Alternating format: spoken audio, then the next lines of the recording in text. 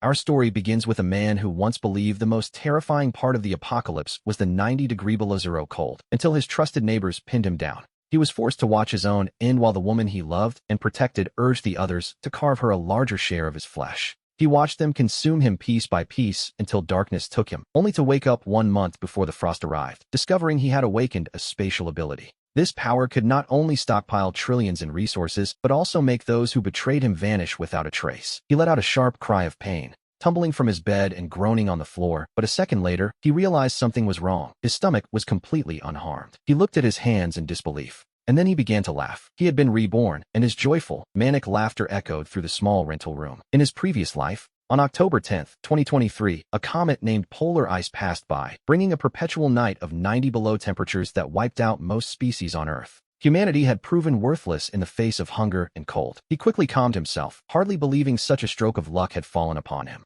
His gaze turned sharp as he checked his phone. September 7, 2023. There were exactly 32 days left until the end. He thought of Xiaolin and those neighbors of his. In his past life, he had been soft-hearted enough to share his food, only for them to conspire with outsiders to kill him. He, Li Mu, swore that if he didn't avenge his own death, he wasn't fit to be human. He slammed his hand down, and with a flash of white light, the table vanished. He stared in shock, looking around for his furniture, only to widen his eyes at his own right hand as the bed vanished before him as well. This time he saw it clearly. The motion of his hand had triggered that white light. He had awakened a dimensional space ability, a true power of his own. He felt the white light merge perfectly with his soul, and as his consciousness entered that vast, boundless void, the table and bed looked like mere grains of sand. He wondered if this was the god fragment he had heard of, remembering the glowing stone that fell from the sky and healed his frostbite in his previous life. The stone had disappeared the next morning, but it seemed it had been inside him all along, granting him this power. He grinned, showing a flash of white teeth. He knew he had to master this ability quickly, as it would be his foundation for survival. He spent the following hours practicing, finding the space's size to be absurd.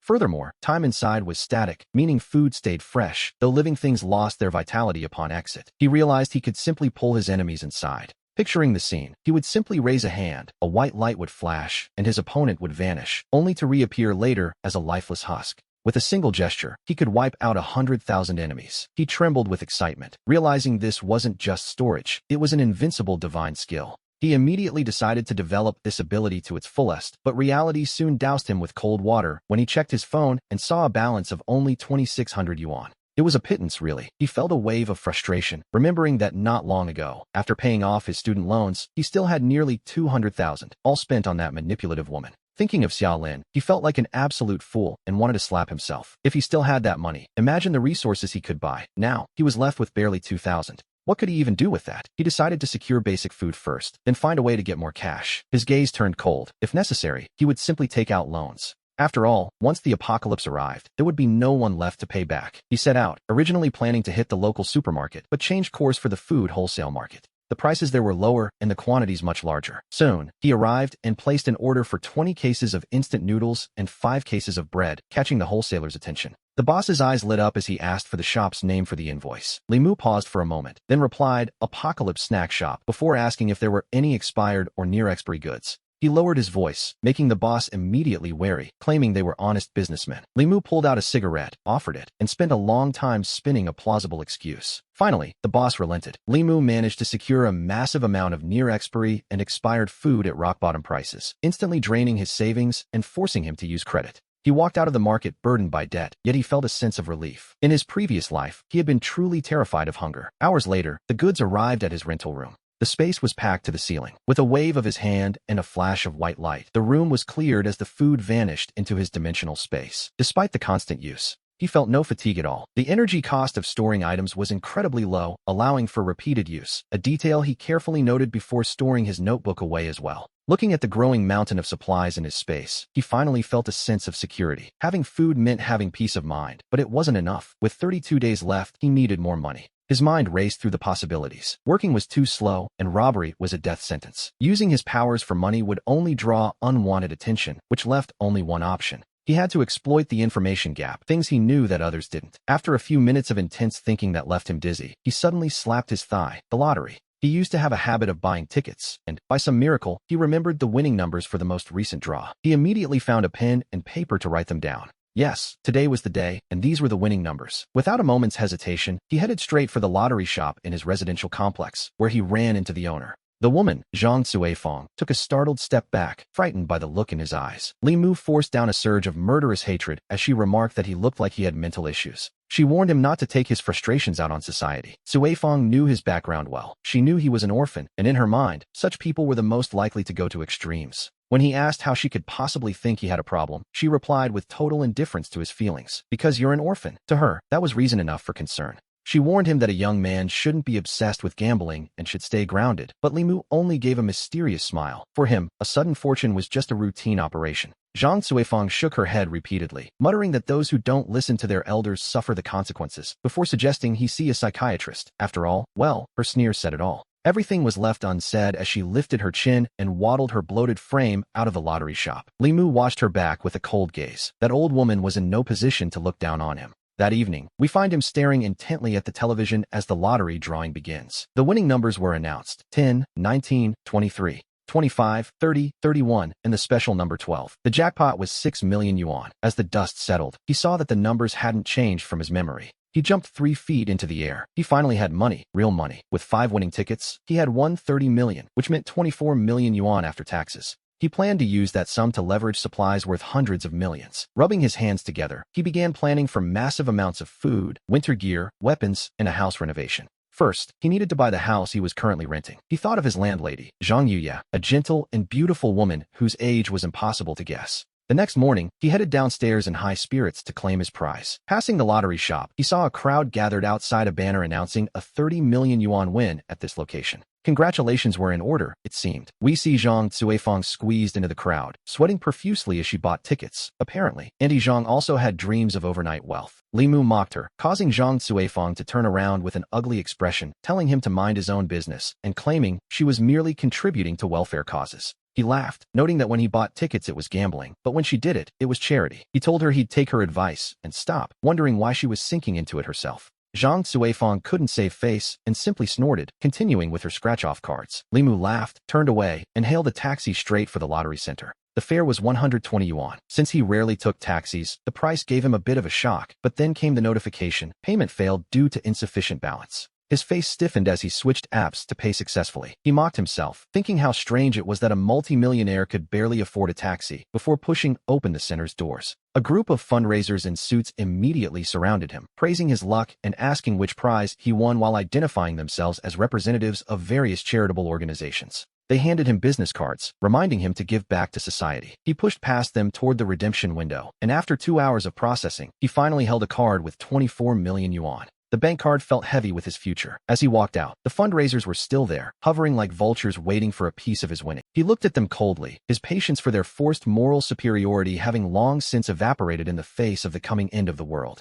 Suddenly, he pulled out his phone and took a photo of them, stating he would report their organization if they didn't provide a satisfactory explanation for their harassment. He threatened to post the recordings and photos online, telling them he had the money to buy traffic and show millions of people their true faces. "Think you'll trend?" he asked. The fundraisers stood there, utterly speechless. Suddenly, they all found excuses to vanish. One had soup on the stove, another's ex-wife was in labor, and the crowd scattered like birds. With his head held high, Li Mu walked out of the center and headed straight for the nearby shopping mall. His first stop was a massive shopping spree, and as he entered, he approached the sales staff. The other customers stared, thinking he was some high-ranking official on an inspection tour. He began listing items: towels, down quilts, and 500 mattresses. He ordered every nut and snack in sight, 100 pounds of each, along with 100 sets of cookware and 200 sets of high-end, specialized cold weather gear. The manager, Che Xiangming, broke into a cold sweat, explaining they only had 50 sets of the gear in stock. "I'll take them all," Li Mu replied, continuing his sweep. He spent 2 hours roaming the mall until he had bought nearly everything needed for survival. Finally, he stopped and asked the manager to calculate the total cost.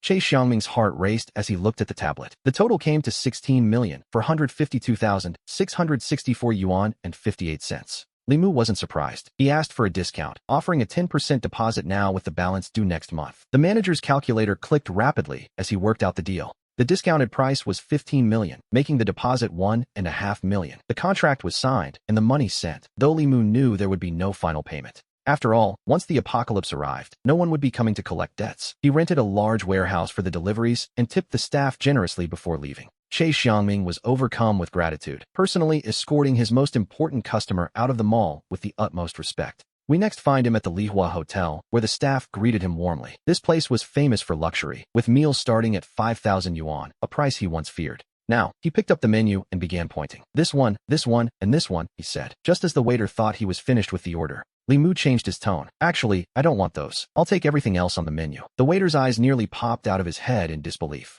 Sir, are you sure? That's over 50 dishes. Li Mu simply smiled, explaining he'd taste each one and pack the rest to go. He was there for the experience, after all. He told them that if he was satisfied with the quality, he might just have a much larger order in mind for the future. The manager thought he was joking, but Li Mu simply set down his glass and waited. 3 days later, as Lu Yuming held up 3 trembling fingers, the dishes began to arrive in rapid succession. We see him taste a bit of everything, and finding the flavor excellent, he ordered it all packed up. Having known hardship, he wasn't about to let good food go to waste, not when it could be stored in his space. He casually picked his teeth, telling manager Lu to prepare 100 portions of every dish. By the time he left the hotel, his bank balance had dropped by another 950,000 yuan. At this point, the remaining balances he owed far exceeded his actual means. In any normal world, such debt would be ruinous, but as fate would have it, his phone began to ring at that very moment. The sharp sound cut through his thoughts. He had exhausted every cent of his hard-earned college savings. Li Mu, why aren't you speaking? I'm going to get angry. It was Xiaolin, her voice sharp and demanding.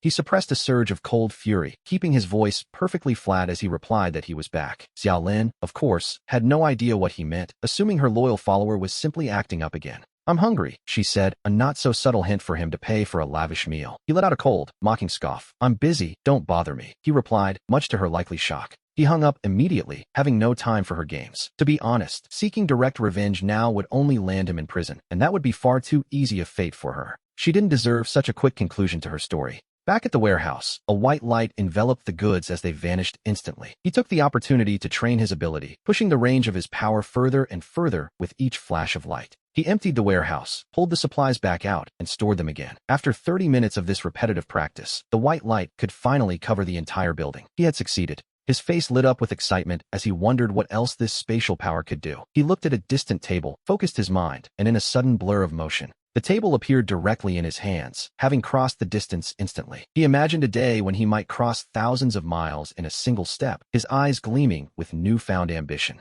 On the 3rd day of his rebirth, he continued his preparations, arranging to meet his landlord, Zhang Yuya. As he headed downstairs, we see him enter the elevator, where he ran straight into Xiaolin. She froze for a moment before turning away with a dainty, cold huff. In her mind, this backup plan of a man was supposed to be her obedient servant. She couldn't believe he had dared to hang up on her yesterday. Li Mu maintained a pleasant smile on his face, though deep down, his heart was overflowing with a silent, burning hatred. Xiaolin turned back with a look of practiced disappointment, claiming her colleagues told her to stay away, but she had defended him. I thought you were a good person, she sighed dramatically. She accused him of trying to control her just because he missed a call, acting as if he were the victim. Li Mu, why aren't you saying anything? She demanded, her voice rising in frustration. Do you not care about me anymore? She asked, seeing him ignore her to watch the elevator floor numbers. He finally turned to her with an exaggerated, hollow smile. How could I not? Li Mu told her he'd spent so much money on her already that they should eat together tonight, but then added he'd have to think about it. In truth, he was just playing with her. As the elevator doors opened, he dashed out without a second glance. Xiaolin stood there frozen, wondering why Li Mu seemed like a completely different person.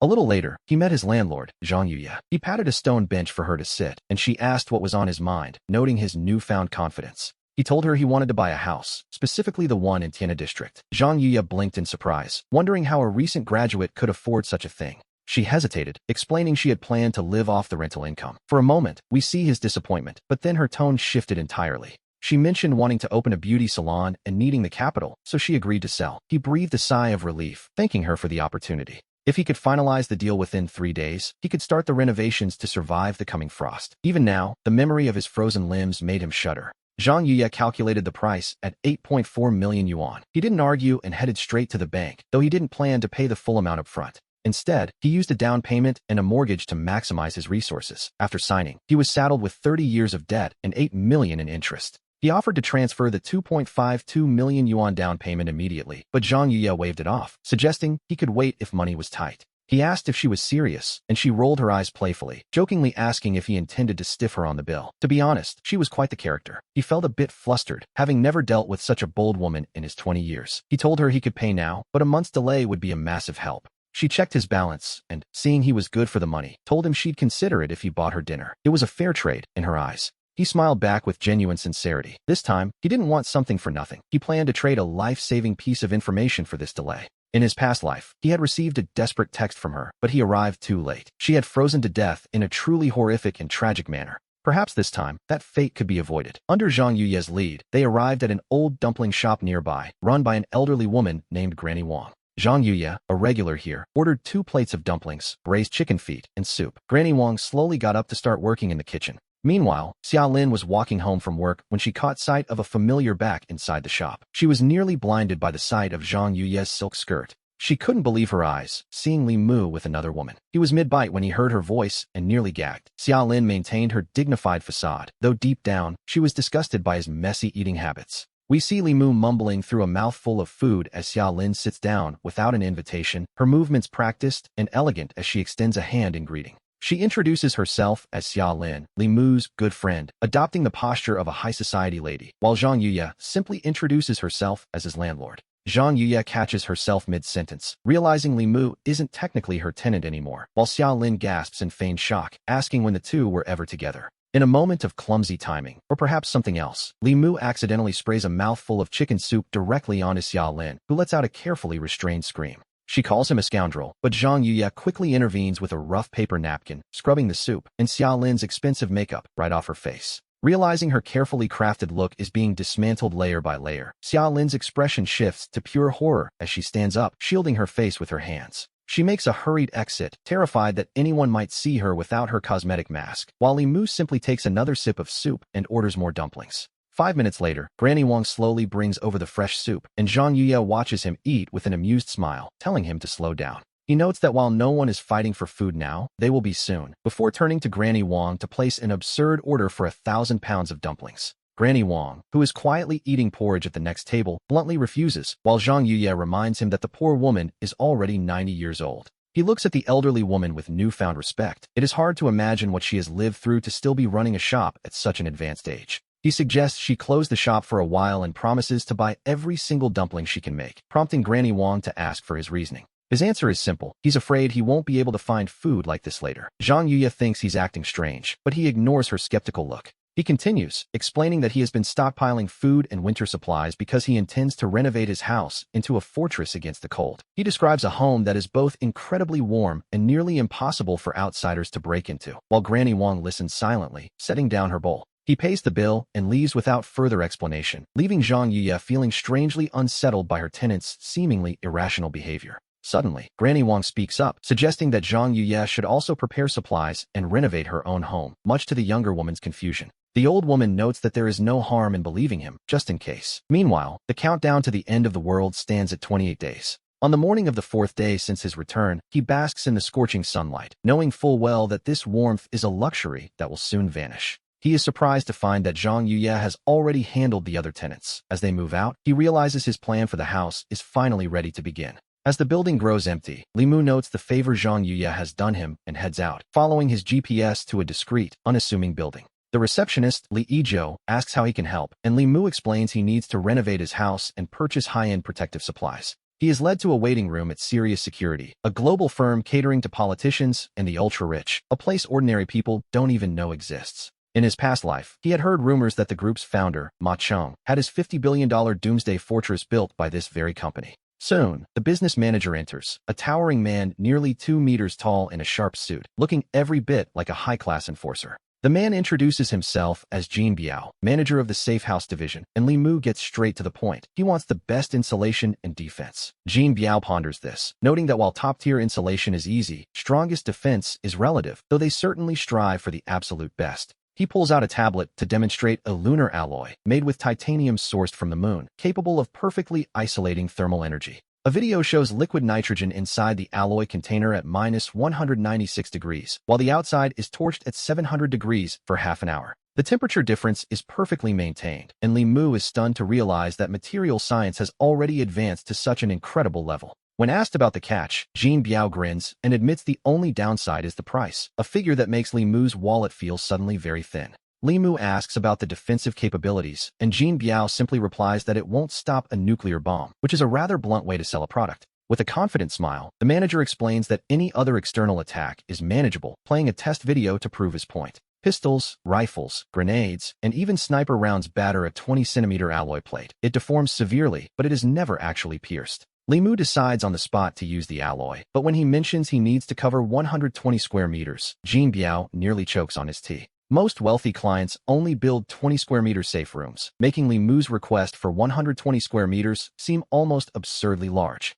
Jin Biao admits they simply don't have enough lunar alloy in stock, so Limu compromises, prioritizing the bedroom while using other materials elsewhere. The rest of the house will use top-tier insulation and thickened steel. After all, a 100-degree temperature barrier is more than enough for his needs. With enough money and power for air conditioning, the coming frozen world doesn't seem quite so hopeless. He then asks if they sell protective gear. Jin Biao nods, opening another page on his tablet to show their patented suits designed for extreme heat and cold. Our story, it seems, is getting well equipped. Limu buys nearly everything on the list, even picking up several sets of niche equipment without hesitation. After all, they might save his life one day, though Jin Biao can hardly believe his eyes. Even billionaires with tens of billions aren't usually this extravagant. When Limu asks when the renovation can begin, Jin Biao promises they can start within 2 days after a site survey. The work will be fast, as they use modular designs where many components are pre-assembled. Jin Biao guarantees that the construction time will be significantly shortened, much to our protagonist's relief. Limu emphasizes that the faster it's done, the better. Jin Biao reassures him it won't take a month, then calculates the total, 188,256,000 yuan.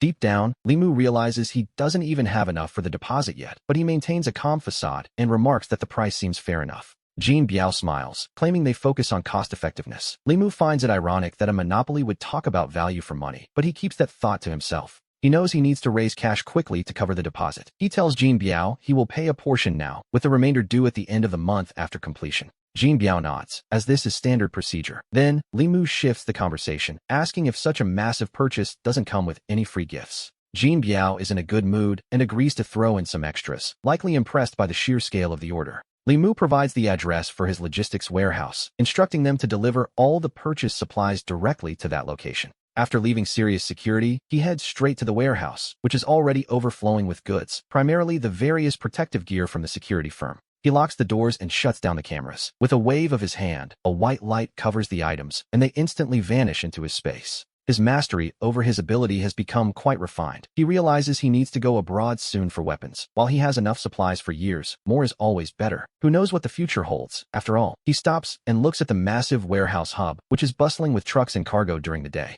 A daring, perhaps even crazy, idea suddenly surfaces. What if he were to take the entire logistics hub into his space? The thought startles him, but the temptation is like a persistent itch. Owning the supplies of an entire logistics center would mean he could truly relax in Mo City. This international logistics hub covers a massive area with an 80 billion yuan investment, serving as the largest logistics node in eastern Huaxia. Every day, thousands of tons of goods pass through here, representing a literal mountain of resources that could sustain a small army. He recalls that a minor earthquake will soon cause a panic in the city. If he times it right, he could seize the supplies amidst the chaos and escape undetected. Once the global freeze hits in 2 days, no one will be left to investigate a missing warehouse. He paces back and forth, weighing the risks of this audacious plan. As Limu approaches the security gate, a guard steps forward to question him. Seeing an opportunity, he realizes he can gather intel from the man and offers him a cigarette. The guard, Ma Yutian, looks at the cigarette. A heavy smoker for 20 years, he doesn't recognize the brand, but the aroma is incredibly pure and smooth.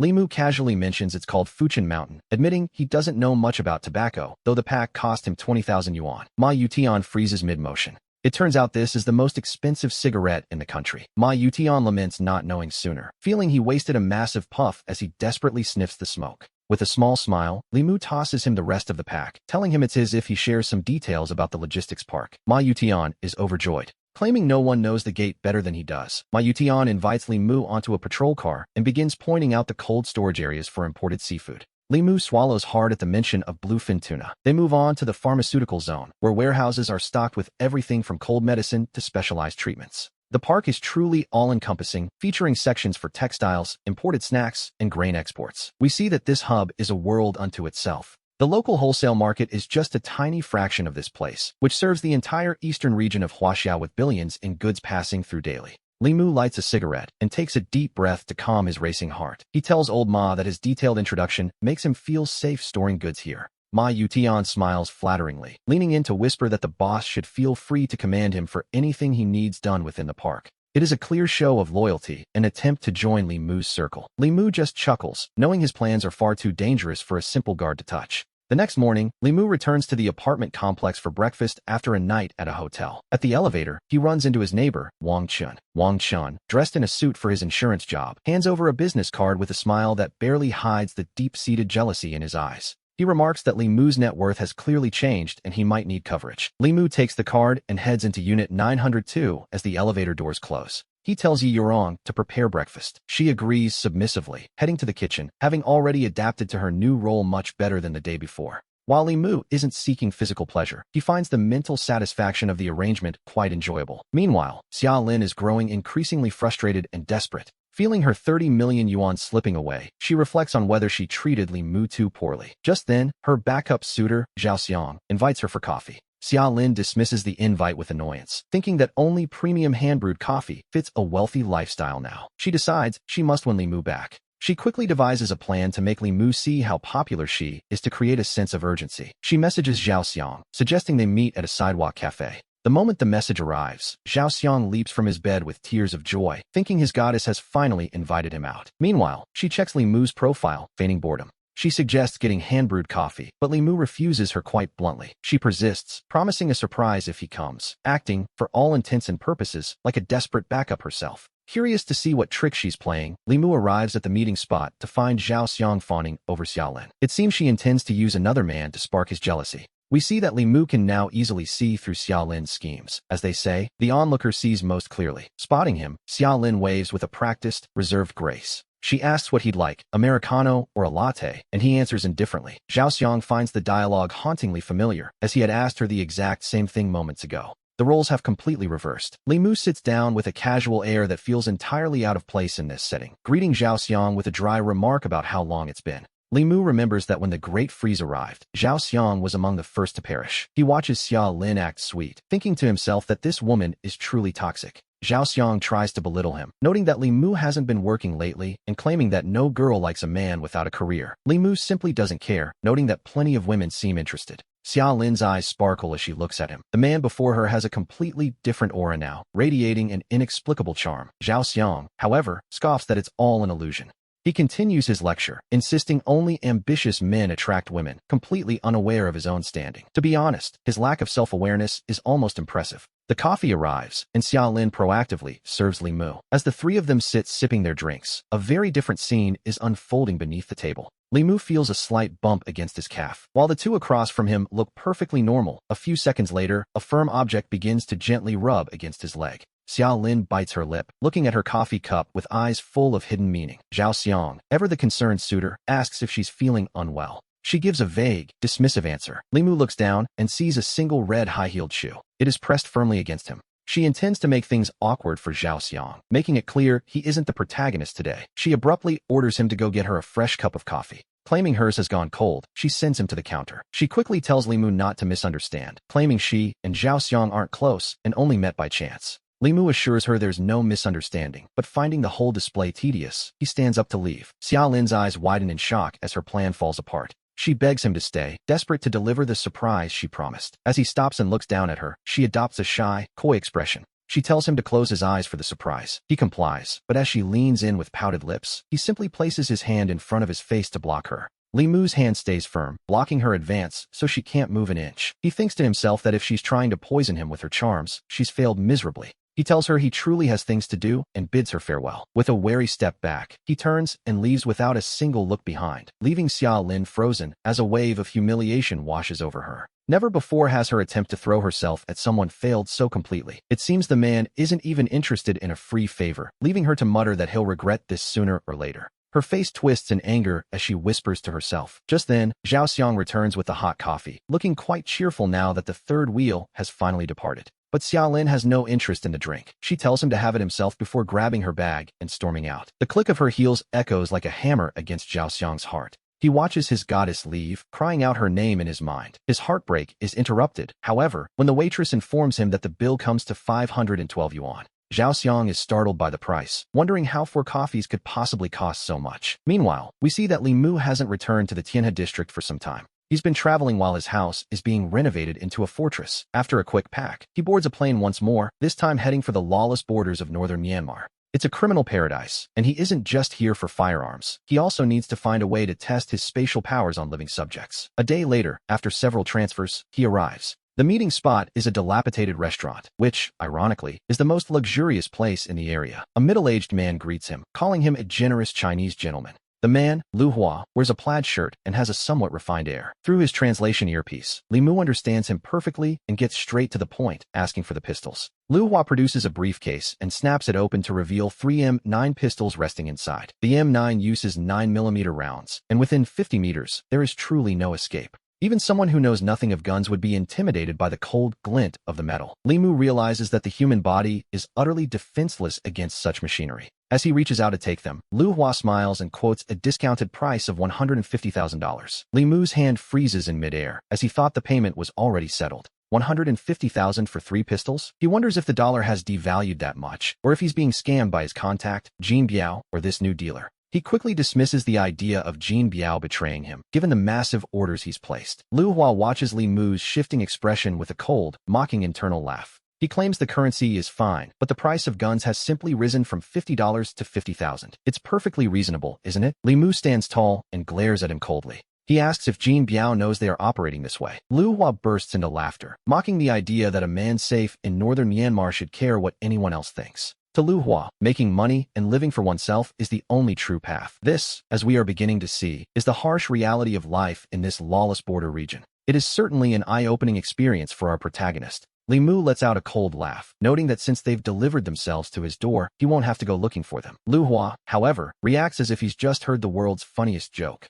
As the manager slams the table in laughter, Li Mu simply raises his right hand and snaps his digits. A white light instantly envelopes Lu Hua, and a truly eerie scene unfolds as the laughter abruptly stops. The man vanishes into thin air right before our eyes. Li Mu frowns, realizing that using his powers on a living being of this size consumes a significant amount of his energy. A henchman enters, confused by the manager's sudden disappearance, while Li Mu is busy recording his findings. Annoyed by the interruption, he dryly suggests the man check the restroom. The henchman turns to look, but before he can process the suggestion, a flash of white light covers him. Li Mu uses his ability once more, pulling the man into his personal dimension. He realizes with a sigh that his limit is likely 5 living people before his strength is depleted. To be honest, his dream of wiping out 10,000 enemies in an instant will have to wait. Other guards notice the missing men and rush in with weapons drawn, cursing the stupid foreigner. Li Mu is startled, knowing this is no time for deep reflection. In a moment of desperation, he covers his own body in a layer of white light. When the enemy's attack strikes him, it makes no sound at all.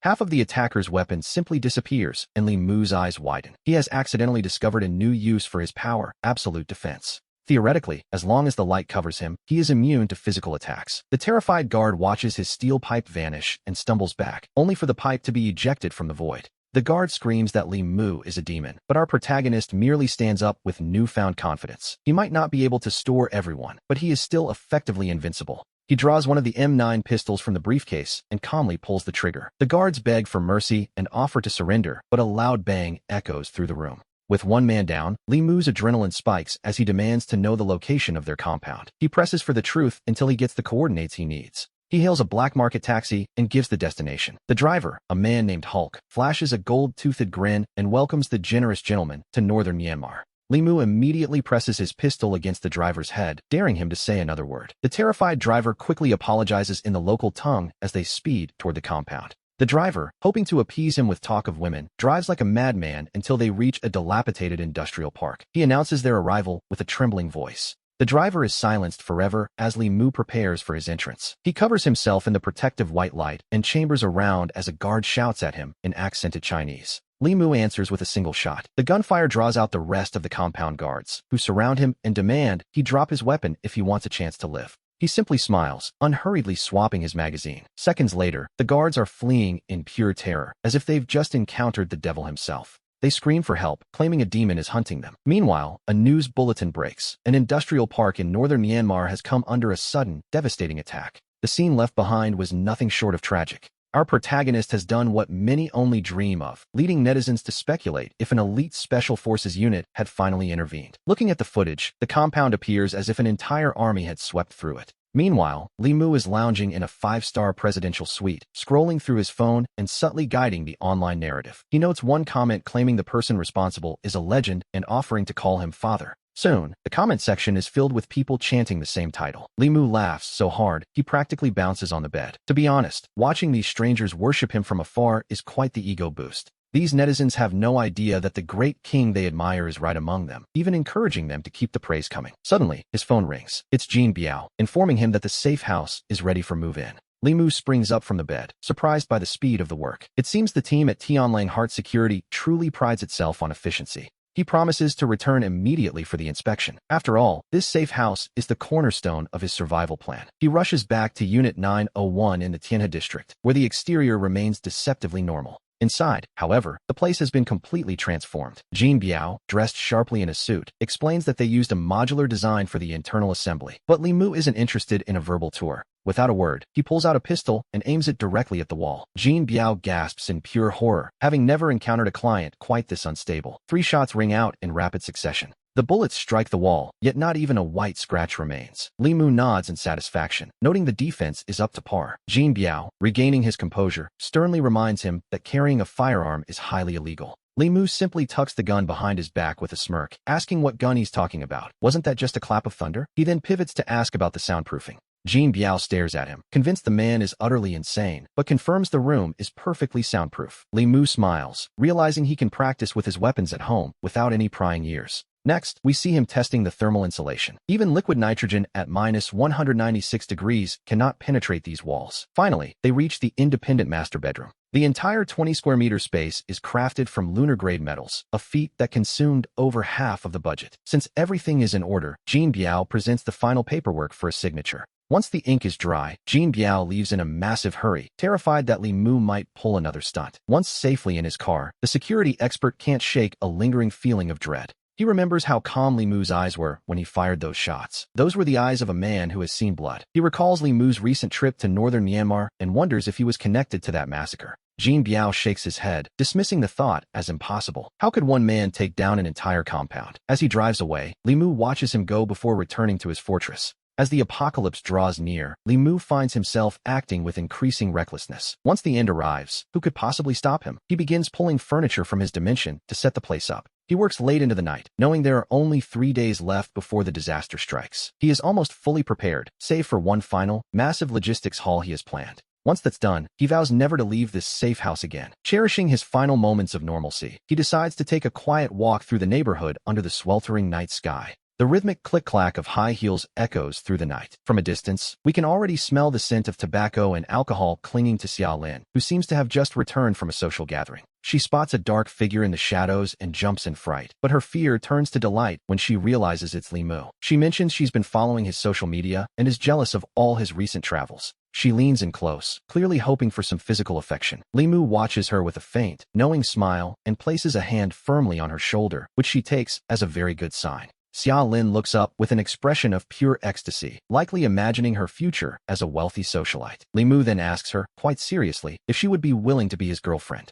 She agrees without a moment's hesitation. He tells her they will share both the joys and the burdens of life from now on, before pulling out a specific piece of paper, a $12 million IOU. It's the debt he took from Lu Dahu a month ago. He explains that the interest alone is $2.4 million this month, and since he's short on cash, he'll need her help to cover it. He admits to having a bit of a gambling problem, claiming he lost it all. Xia Lin's smile remains frozen on her face as she reads the document, telling him to stop joking around. He looks her in the eye with a gaze that seems perfectly sincere, asking again if they can face these hardships together. Right on cue, his phone begins to ring. It's Lu Dahu calling for his money. Lu Dahu's voice booms through the speaker, reminding little brother Li that the month is up and asking if the interest is ready. Li Mu calmly replies that there are still a few days left. Xia Lin stands there, dazed and lightheaded as the reality of the debt sinks in. She can't believe he actually gambled away $12 million and is now asking her to help pay it back. Li Mu remains incredibly calm, even as Xia Lin feels the weight of his hand on her shoulder become suddenly, and quite understandably, unbearable. To be honest, her romantic dreams are crumbling fast. He pats her back with feigned concern, asking if she's just had too much to drink. Inwardly, he gives Lu Dahu a gold star for providing the perfect assist at the perfect moment.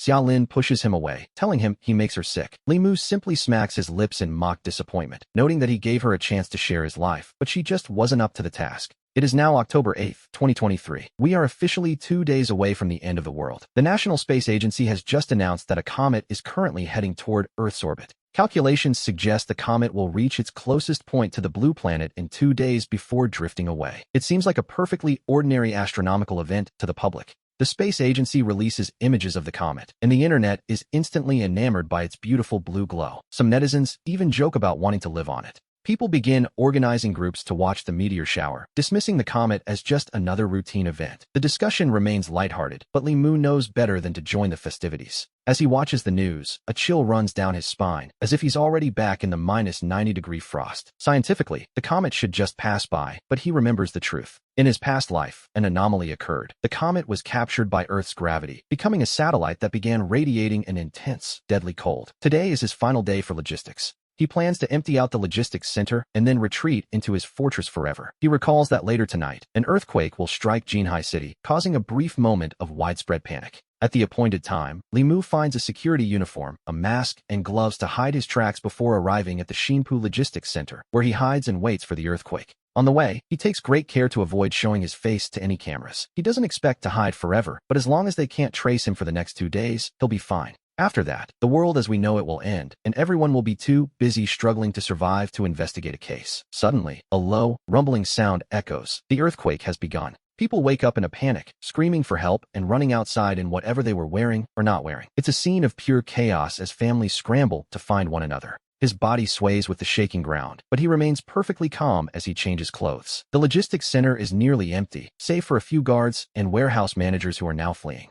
As they rush out, Limu dons his mask and moves against the crowd, entering the park. He occasionally shouts to heighten the panic, telling everyone to run faster. He warns them that a bigger quake is coming and the warehouses will collapse. Seeing him in a security uniform, the workers don't question him and hurry toward the safety of the exit. Instead of grabbing supplies immediately, he heads to the security building to shut down the surveillance. Then, he goes to the broadcast room to play a pre-recorded emergency announcement. The recording warns of an even larger earthquake and orders all personnel to evacuate the premises immediately. Just like that, the entire facility is cleared out by the sound of his voice. He heads downstairs and looks at the empty logistics center, his heart racing with excitement. It's all his now. He jumps into a nearby patrol car and hits the gas. He rushes toward the nearest warehouse, not even bothering to check what's inside. Whether it's useful or not, he wants it all. He stops the car, steps inside, and raises his hand. A brilliant white light covers the warehouse, and every single item vanishes in an instant. He quickly moves to the next location, knowing that time is of the essence. The staff could return at any moment, so he works with a feverish intensity, collecting, and collecting. He's sweating from the effort, but the thrill of the haul keeps him going.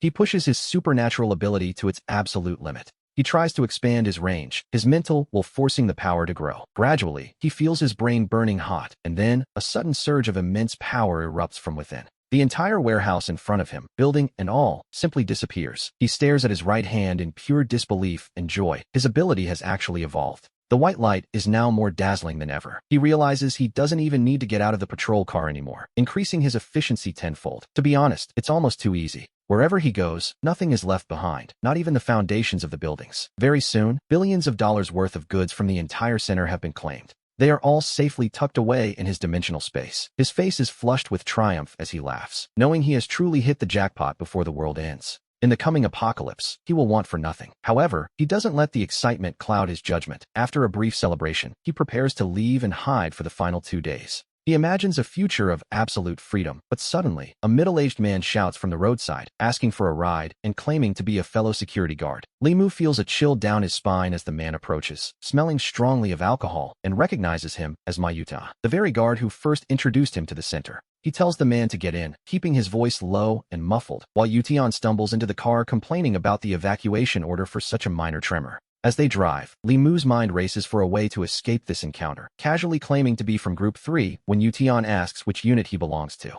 Yutian pauses, noting that Group 3 isn't on duty today, and as he listens to the voice again, a look of sudden realization washes over his drunken face. He realizes it's Limu and questions why he's dressed as a guard. Despite the alcohol, Yotian's mind is sharp enough to know something is very wrong. Limu turns his head with a sigh of resignation, never imagining his plan would be jeopardized by a guard who spends his shifts drinking and slacking off. Yotian's voice cuts off abruptly as he stares in terror, while Limu leans in close to whisper that the dizziness he's feeling is perfectly normal. He tells him to just close his eyes and sleep before drawing a blade and striking repeatedly until the threat is permanently neutralized. The patrol car continues on its way, leaving a silent figure behind as the gates of his sanctuary slowly close. Everything is finally ready for the end. He returns to his bedroom and collapses into a deep, heavy sleep, intending to never leave his fortress again until the world has truly fallen apart. We return to the following morning, where the focus shifts back to Li Mu's path of revenge, only for him to be jolted awake by his phone. It seems Zhang Cuifeng, the property manager, has decided to cause trouble again after a period of silence, likely because her own life has become quite difficult.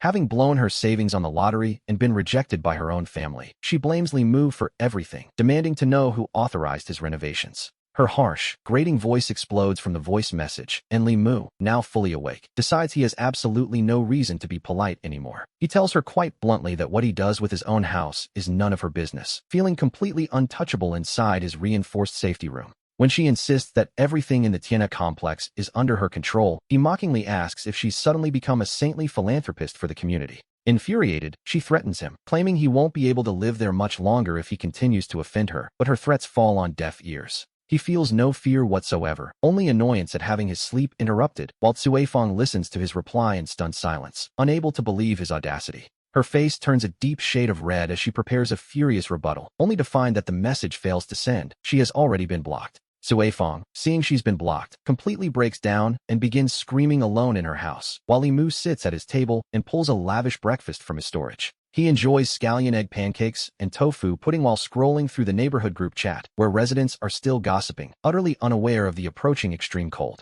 Someone asks if anyone wants to go to Snake Mountain to watch the meteor shower tonight, though others decline, lamenting that they still have to work the next morning. A neighbor offers to relay wishes to the stars for 50 yuan each, so Li Mu sends him 500, leaving the man stunned as he asks what his wish is. Li Mu simply wishes that the end of the world never arrives. When told he has 9 wishes left, he says that's the only one, adding a warning to dress warmly tonight. He turns off his phone, ignoring all further messages, and begins the monumental task of organizing the massive mountain of supplies inside his space, a truly daunting workload. He works until evening, but manages to categorize only a tiny fraction. To be honest, it will take at least half a month just to take a full inventory. Though exhausted, his mood is excellent, until his phone rings with a call from an unknown number asking if he is Mr. Li. The caller identifies himself as part of the task force investigating the Xinpu logistics theft and asks him to come to the station to give a statement. Li Mu's palms instantly break into a sweat as his heart races, determined not to fail at the final hurdle. He quickly decides he will not leave his safety room.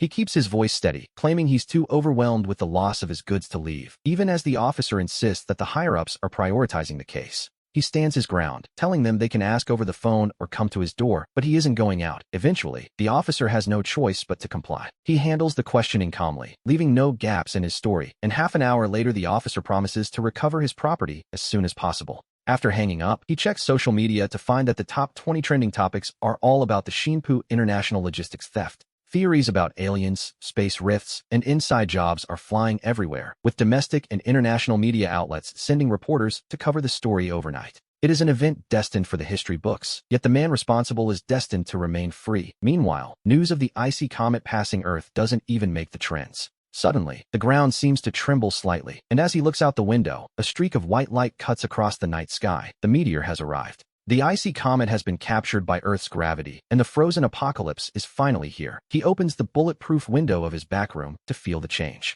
A gust of cold wind blows in, making him shiver as the temperature drops over 10 degrees in moments. Over the next week, the comet will continue to reshape the world. The temperature will eventually stabilize at 90 degrees below zero, a point where the global ecosystem will suffer a devastating and final blow. We see the chat exploding with complaints about the sudden, biting cold, as people on Snake Mountain realize their meteor-watching trip has turned into a freezing ordeal. Neighbors are desperately asking to borrow clothes, yet most remain strangely optimistic, assuming this is just a typical, albeit sharp, temperature drop. Li Mu watches in silence, knowing that claiming the world is ending would only get him labeled as a lunatic or dragged off to a psychiatric ward. As social media fills with meteor photos and wishes, the neighbor who took Li Mu's money sends a private message to confirm the job is done. The man claims he shouted the wish to the stars, but as we can see, the stars, or rather, the comet, have no intention of granting it. Out of a small sense of pity, Li Mu warns him that the temperature is about to plummet further and suggests he get off the mountain immediately.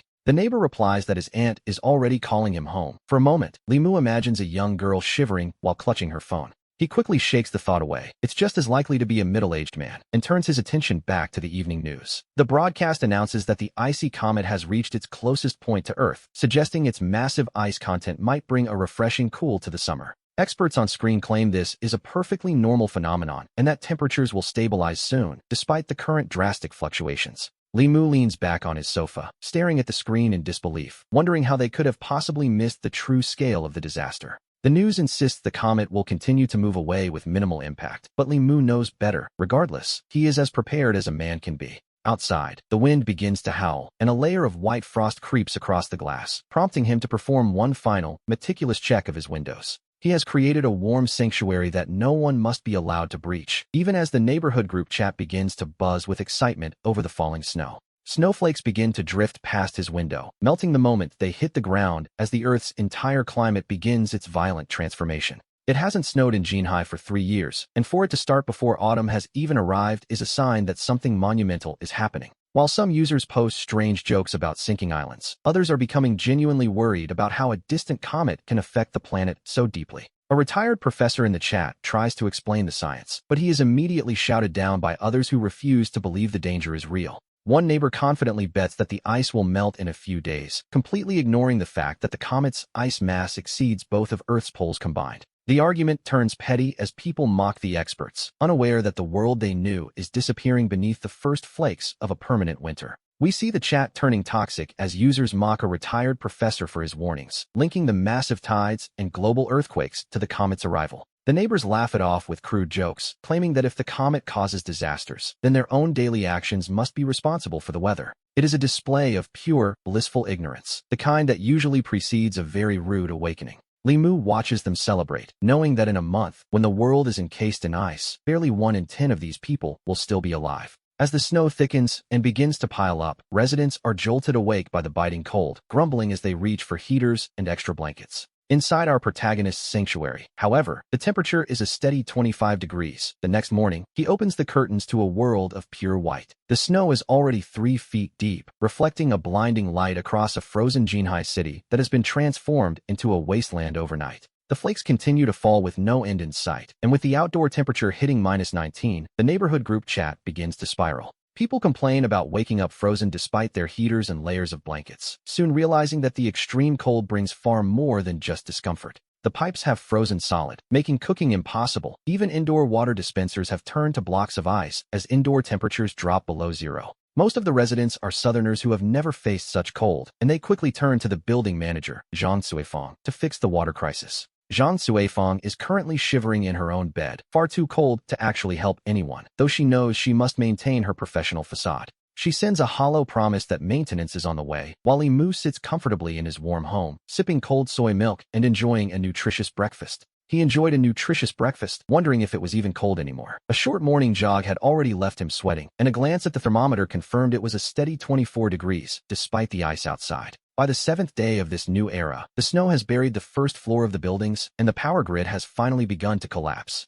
Electricity is now a luxury available for only 2 hours a day, and while the neighbors' desperate complaints go unanswered, one window remains defiant. In the pitch-black darkness of the Tianhe complex, Limu's apartment, room 901, stands glowing like the final lighthouse in a dying world. Late that night, as he enjoys a soak in his massage tub, his smart assistant reminds him it's bedtime just as a message lights up his phone. It's from a neighbor named Gao Yahui, a woman he remembers for her heavy perfume and flashy outfits. He dryly asks her what she wants. When he tells her he's busy, she insists it's a small favor with an unexpected reward, immediately sending over a provocative photo of herself. Limu decisively clicks save on the photos, asking Gao Yahui if there are any more. Meanwhile, Xiaolin curls her lip in disdain at the predictable nature of men. Gao Yahui picks through her gallery and sends another, this time in a professional suit and black stockings, posing in red heels to accentuate her curves. He saves this one too, and seconds later, a third photo arrives. Her shirt is unbuttoned and the stockings are torn, revealing a glimpse of pale skin. It's quite a provocative display, and Limu takes a moment to appreciate the effort before she sends a voice message, her tone sweet and lingering. She tells him that since she shared her private photos, he really should come down to room 404 to help her out. Yes, the invitation is as clear as day. Limu saves every single photo before replying that it's late and he's going to sleep, ignoring her desperate pleas to come spend the night at her place. Gao Yahweh sends several more messages that go unanswered, leaving the four women in room 404 staring at each other in disbelief. Their trap is set, but the prey isn't biting. Ran Yun is visibly annoyed, while Feng Yinmei still has her doubts, wondering if Li Mu actually has the massive food stash Xiaolin promised them. Xiaolin frowns, insisting she saw the delivery trucks herself and reminding them of the month-long, noisy renovations that took place in room 901. She tells them they can leave if they don't believe her, but they won't get a bite of food or a spot in a warm house. Her tone is sharp and defensive. Gao Yahweh plays the peacemaker, and the four of them huddle under the blankets to continue plotting how to lure Li Mu out of his fortress. As they talk, Gao Yahweh shifts uncomfortably, prompting the others to ask if she's alright. She complains that her clothes feel damp and freezing cold. Ran Yun mocks her, suggesting she got a bit too excited during her chat with the neighbor, a comment that is as biting as the weather outside. The next morning, Li Mu wakes up refreshed and stares out at the blizzard in his shorts, only for his phone to buzz with another message from Gao Yahweh. She asks him again to come to room 404, dropping all subtlety and offering herself to him in exchange for his presence, a bold move, to be sure. Li Mu scoffs at the attempt to tempt him, replying coolly that he'll think about it, which sends the women in room 404 into a fit of rage. They can't believe he actually needs to think about it. They've never seen a man so confident, or perhaps, so incredibly dense. They laugh at his arrogance, though Xia Lin remains quiet, a faint sense of unease beginning to settle in the pit of her stomach. Meanwhile, Li Mu sits before his monitors, reviewing the surveillance footage from the fourth floor over the past few days. He sees all four women entering room 404. He realizes this is Xia Lin's little revenge plot, using beauty as bait, and he settles into his chair, curious to see what they'll try next. Li Mu continues his chat with Gao Yahweh, operating on the principle of taking whatever is offered, and collects a massive hoard of her provocative photos. Eventually, Gao Yahweh grits her teeth and sends her most private collection. The sheer scale of what she reveals is enough to make anyone stare in disbelief. It's lucky the social platform censors aren't working today, or her account would surely be banned. Frustrated, she asks if he's even a man at all. Li Mu, however, remains unfazed and begins to critique her appearance, noting that while she looks fine, the signs of cosmetic surgery are far too obvious. He points out that her nose and eyes don't quite match, suggesting they were done at different clinics. He tells her his standards are simply too high. Gao Yahweh glares at her screen, her nostrils flaring with rage, while her friends lean in to inspect the photos and realize he might actually have a point. One of them reaches out to give her a playful shove, noting the distinct feel of the surgical enhancements. It was a texture that felt anything but natural. Ran Yun steps in, claiming she can handle this by using the allure of wealth and power. She clears her throat, assuming the role of a wealthy heiress. She sends a message asking if he knows the most painful thing in life. Li Mu sees the new account and realizes another of the four is taking her turn. He plays along, suggesting the pain is having money left when life ends, and she calls him a kindred spirit, claiming she's glad to meet him in her final days. Her tone is gentle and reserved as she claims a Professor Wu told her she only has a year to live, leaving her with one great regret. Li Mu asks if she has something like HIV or another disease, causing Ran Yun to snap and ask if he could possibly wish her something better. She laughs it off, claiming she's from a respectable family and would never have such dirty illnesses. She describes her condition as a terminal, silent mystery. She weaves a convincing tale of a disease that doesn't affect daily life until the end. Li Mu scoffs, asking if she really expects him to believe that. She turns mysterious, revealing her last name is Ran, and Li Mu pretends to be shocked, asking if she belongs to the famous and powerful Ran family. She begins her trap, claiming she was only at the Tianhe complex for an inspection when the blizzard hit, preventing her return to the family estate. Li Mu laughs internally at the shift from seduction to status, but he feigns excitement at the thought of speaking with such a highborn lady. She acts indifferent, saying titles are hollow and personal happiness is all that matters, before pivoting back to her supposed impending death. She mentions having two final regrets, and Li Mu, knowing exactly where this is going, encourages her to share them so he might help her. She asks if he is busy, beginning her performance with a delicate touch. She laments that the Rand family will soon have no heir, leaving a billion-dollar empire without a pilot. Her other regret is that she has never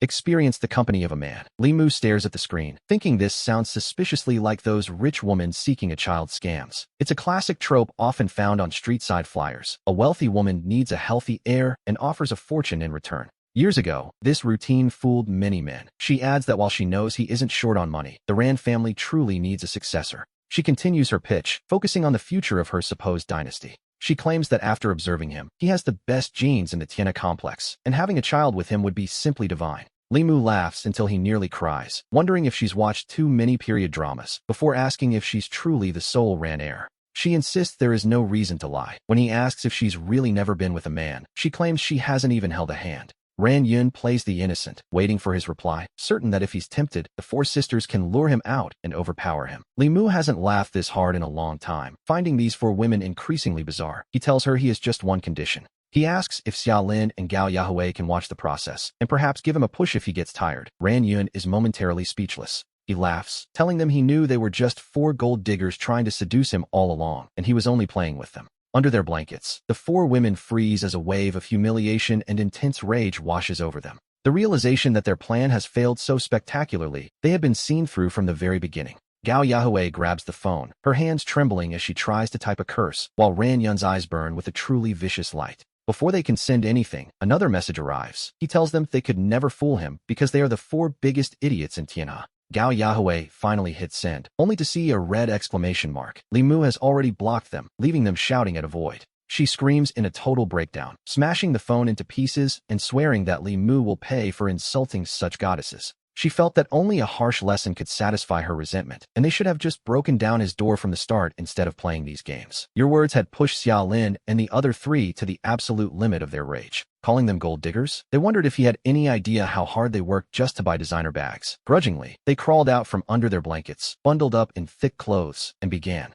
scouring the room for weapons, swearing to teach the arrogant Li the Black Dog a lesson he'd never forget. Back in the safety of his shelter, Li Mu sent one last message, and then decisively blocked them, feeling a surge of pure satisfaction. He could already tell that the rest of his day was going to be in a very good mood. He laughed to himself, enjoying the simple pleasure of watching the world burn. Humming a little tune, he sat before a table overflowing with breakfast treats. As was his morning routine, he pulled up the building's surveillance feeds to observe the latest developments. It didn't take long for movement to appear on the fourth floor. The Gold Digger Quartet was heading out. He wondered, with a smirk, whose house they were planning to clean today as he watched the monitors. Xiaolin carried a mop, Gao Yahui a broom, Ran Yun a spatula, and Fang Yinmei a rusty iron pot as they set off in a grand, if slightly ridiculous, procession. They began to climb higher and higher, until they finally came to a halt on the 9th floor. They checked the door number, 901, and confirmed they were in the right place. Sisters, let's rush in and catch that Li the Black Dog, they whispered, huddling by the door and pointing fingers. The question of who would stand in front became a sudden priority. One chose the third spot, another the second, while Xiaolin, without a word, slipped to the very back and pushed her sisters forward. Poor Fang Yinmei found herself at the very front, facing the door of 901 directly. Her voice trembled as she admitted she was terrified he might suddenly charge out at them. Don't be afraid, Mei, we'll go in together. He's no match for all of us, the others claimed, while staying cautiously hidden behind her. Open up, Li the Black Dog. We know you're in there. They began shouting at the door. Inside, Li Mu watched with a cold smile. Giving him a nickname like that? They truly must be tired of living. It was freezing in the hallway, and the lack of movement from inside made them wonder if he was even home. The four women were shivering violently from the biting cold. I'm absolutely certain he's inside, Xiaolin insisted, trying to bolster their spirits. Li the Black Dog, you coward. If you have the guts, come out and face us. They began to scream and curse. Li Mu leisurely finished his breakfast, enjoying the pathetic sight of the four of them outside his door. Why would he go out to fight them? He simply had no interest in such a spectacle. He sent a reply telling them they were far too ordinary to even catch his eye. This set the quartet off. They began hammering and kicking at the door in a frenzy, screaming about his gold digger comet. Every cent we get is hard-earned money. Do you have any idea how hard we work for it? Gao Yahui shrieked. Li Mu let out a cold laugh. Hard work? Really? He reminded them that he had saved up 190,000 over 4 years of university, only to have that little brat spend it all in a single month. That was his hard-earned money. At this, Gao Yahui and the others turned and looked at Xiaolin with very strange expressions. They hadn't realized their friend was quite that ruthless. To be honest, they felt she should have at least given the poor man a little something after spending that much. Even Gao Yahui found herself feeling a pang of pity for the money. She thought of her own rates, 800 for a visit, 1,500 for the night, with full service included. Running around for a whole month barely brought her 10,000. Xiaolin felt the judging glares of her friends, and, to be honest, she had long since regretted her choices. She stubbornly claimed she had plenty of other backup options better than him, earning envious looks from the others. Inside, Li Mu heard every word with a calm face. Without a hint of emotion, he took a photo of his overflowing breakfast table and sent it to them. He even added a note, wondering how he'd ever finish it all. Outside, Xiaolin stared at the photo in a complete daze. The table was a feast of Chinese and Western delicacies, sandwiches, bacon, pancakes, and more. There were meat buns, milk, and fresh orange juice. The quartet's mouths began to water instantly, as it had been a very, very long time since they'd had a full meal. Then they noticed something strange. He was wearing short sleeves. Was he not cold? The lights behind him were bright, and the realization drove the four women wild. They began pounding frantically on the door of 901. Li the Black Dog. No, brother Li Mu. Please open up and let us in just to see if it's real. They begged to come in and warm up, but Limu only shook his head with a cold smile. He took a long sip of orange juice, enjoying the sound of their desperation.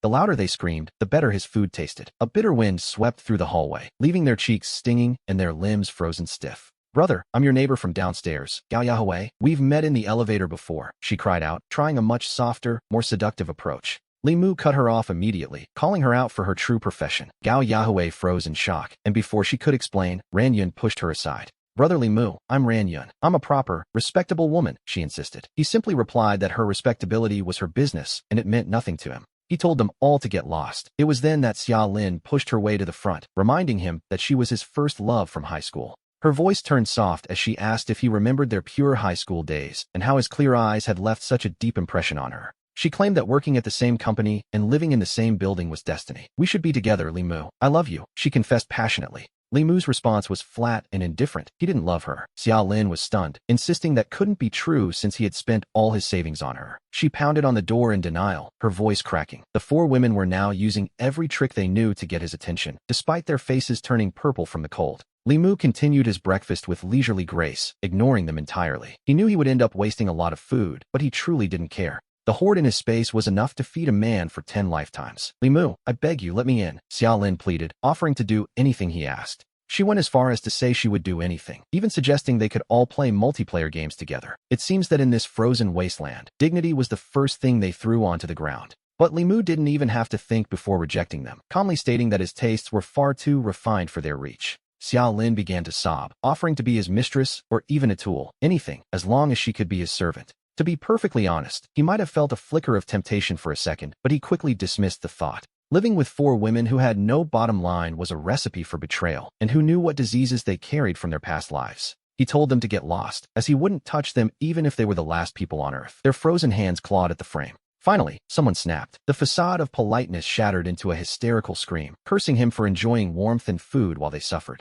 Ignoring the biting cold, they began digging their nails into the hard alloy door, the screeching sound echoing through the hall. Xia Lin, realizing he truly wouldn't open up, told the others they needed to be independent, since men clearly couldn't be trusted. The quartet of gold diggers gave up on their fantasies and decided to use force, swinging their makeshift weapons against the door frame. They struck it repeatedly, but to no avail. Xia Lin kept encouraging them, claiming that persistence would eventually lead to success. The metallic clanging filled the entire stairwell until Gao Yahello let out a gasp of disbelief at how incredibly hard the door was. They realized with growing despair that their tools couldn't even scratch the frame. Xia Lin began hurling insults at Limu's character. She called him a pathetic virgin and demanded he open the door, hoping to provoke him into a reckless mistake. Limu simply stretched and walked toward the door, chuckling at how truly foolish they were to think this would work. He reached into his dimensional space to search through his supplies, and his eyes lit up when he found a pile of rusted iron nails. He pulled out a nail gun and loaded it. Rusted nails are a breeding ground for tetanus, which, as we know, is quite lethal.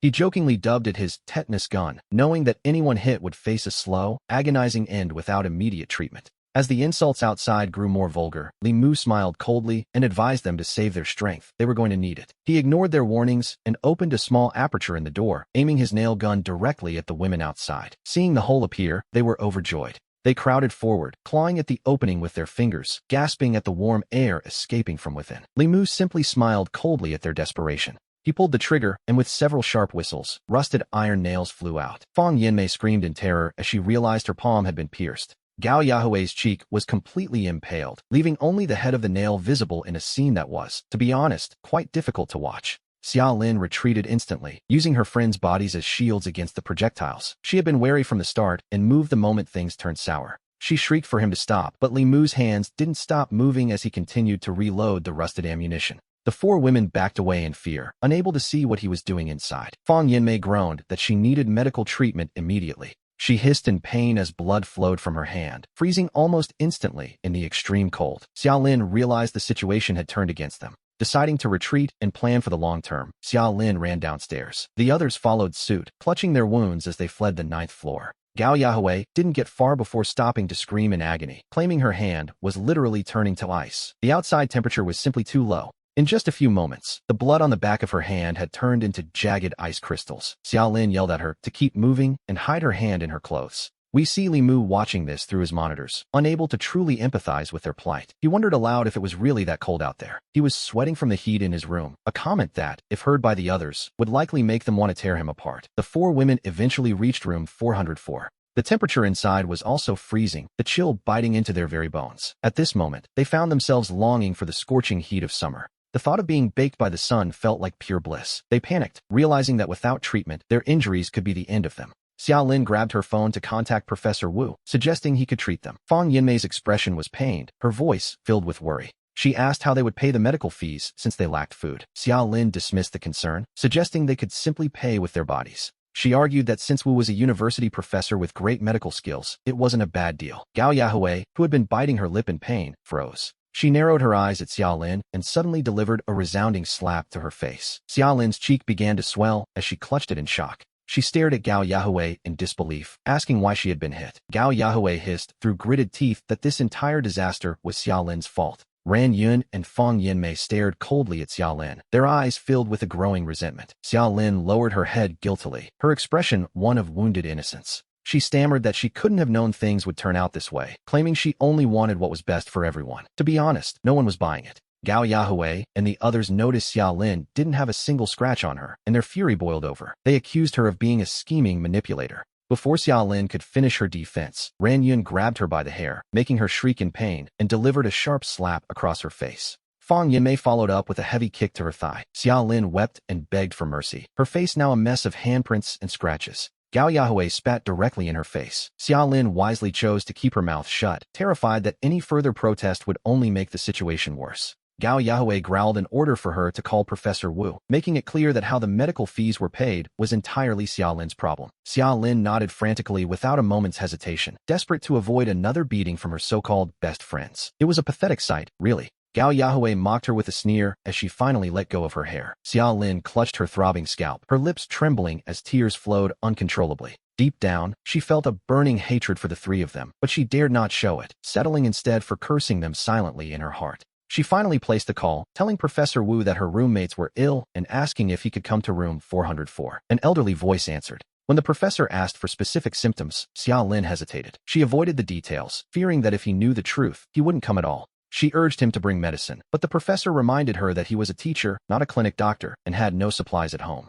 He noted that she should already be aware of his rules for a visit. Xiaolin promised he wouldn't be disappointed if he just came over quickly. Professor Wu hung up with a sigh and stood up shakily. At 76 years old, the extreme cold was a constant threat to his life. Despite his frailty, he was determined to help. Xiaolin, however, just frowned at her phone, complaining that the old man was being far too slow. When Gao Yahui asked for an update, Xiaolin quickly assured them that the professor was on his way and that they would be fine soon. The three injured women collapsed onto the sofa, groaning in agony. Between the hunger, the biting cold, and their wounds, they were reaching a breaking point. The suffering was so intense, they almost wished for the end. Meanwhile, we returned to the safe house, where Li Mu was relaxing as if nothing had happened. He watched a movie, completely unbothered by the women's plight. To him, they were a minor annoyance, even as they cursed his name in the dark. Among the group of four manipulative women, Gao Yahui sent a flurry of messages filled with frantic insults. Li Mu only sneered, thinking they could only blame their own stupidity. The idea that four women who couldn't lift a finger or carry a load thought they could defeat him was, in his eyes, utterly ridiculous. Meanwhile, Gao Yahui was breaking down from the piercing pain. She demanded to know why he was so ruthless when they hadn't actually managed to hurt him yet. Li Mu laughed aloud. The logic of these women in room 404 was truly something to behold. They were completely self-centered. He wondered if they expected him not to fight back while they targeted him. If they had subdued him, the consequences for him would have been far worse than their current plight. He rebuked them, but Gao Yahui argued back with total confidence, pointing out that he was perfectly fine and hadn't suffered a single scratch. It was a bold stance, to say the least. Seeing her words, Li Mu slapped his own forehead in frustration. He felt annoyed with himself, wondering what was wrong with him for even trying to reason with such people. When he stopped responding, Gao Yahui pressed him, asking if his silence meant he felt guilty. He simply told her to get lost, having no more patience for her nonsense. He tossed his phone aside and ignored her. It wasn't until evening that the power finally returned to the Tianhe apartments, and the residents celebrated joyfully in their group chat. They immediately began cooking and melting snow for hot water. While there was no shortage of water, the process of gathering it was enough to freeze a person half to death. Zhang Cuifang chimed in, acting as if the power restoration was her personal achievement and telling everyone to trust her. 2 hours later, however, the building plunged back into darkness. The residents were furious, demanding an explanation from Annie Zhang. She was caught off guard, never expecting the power to cut out again so soon after her grand boasting.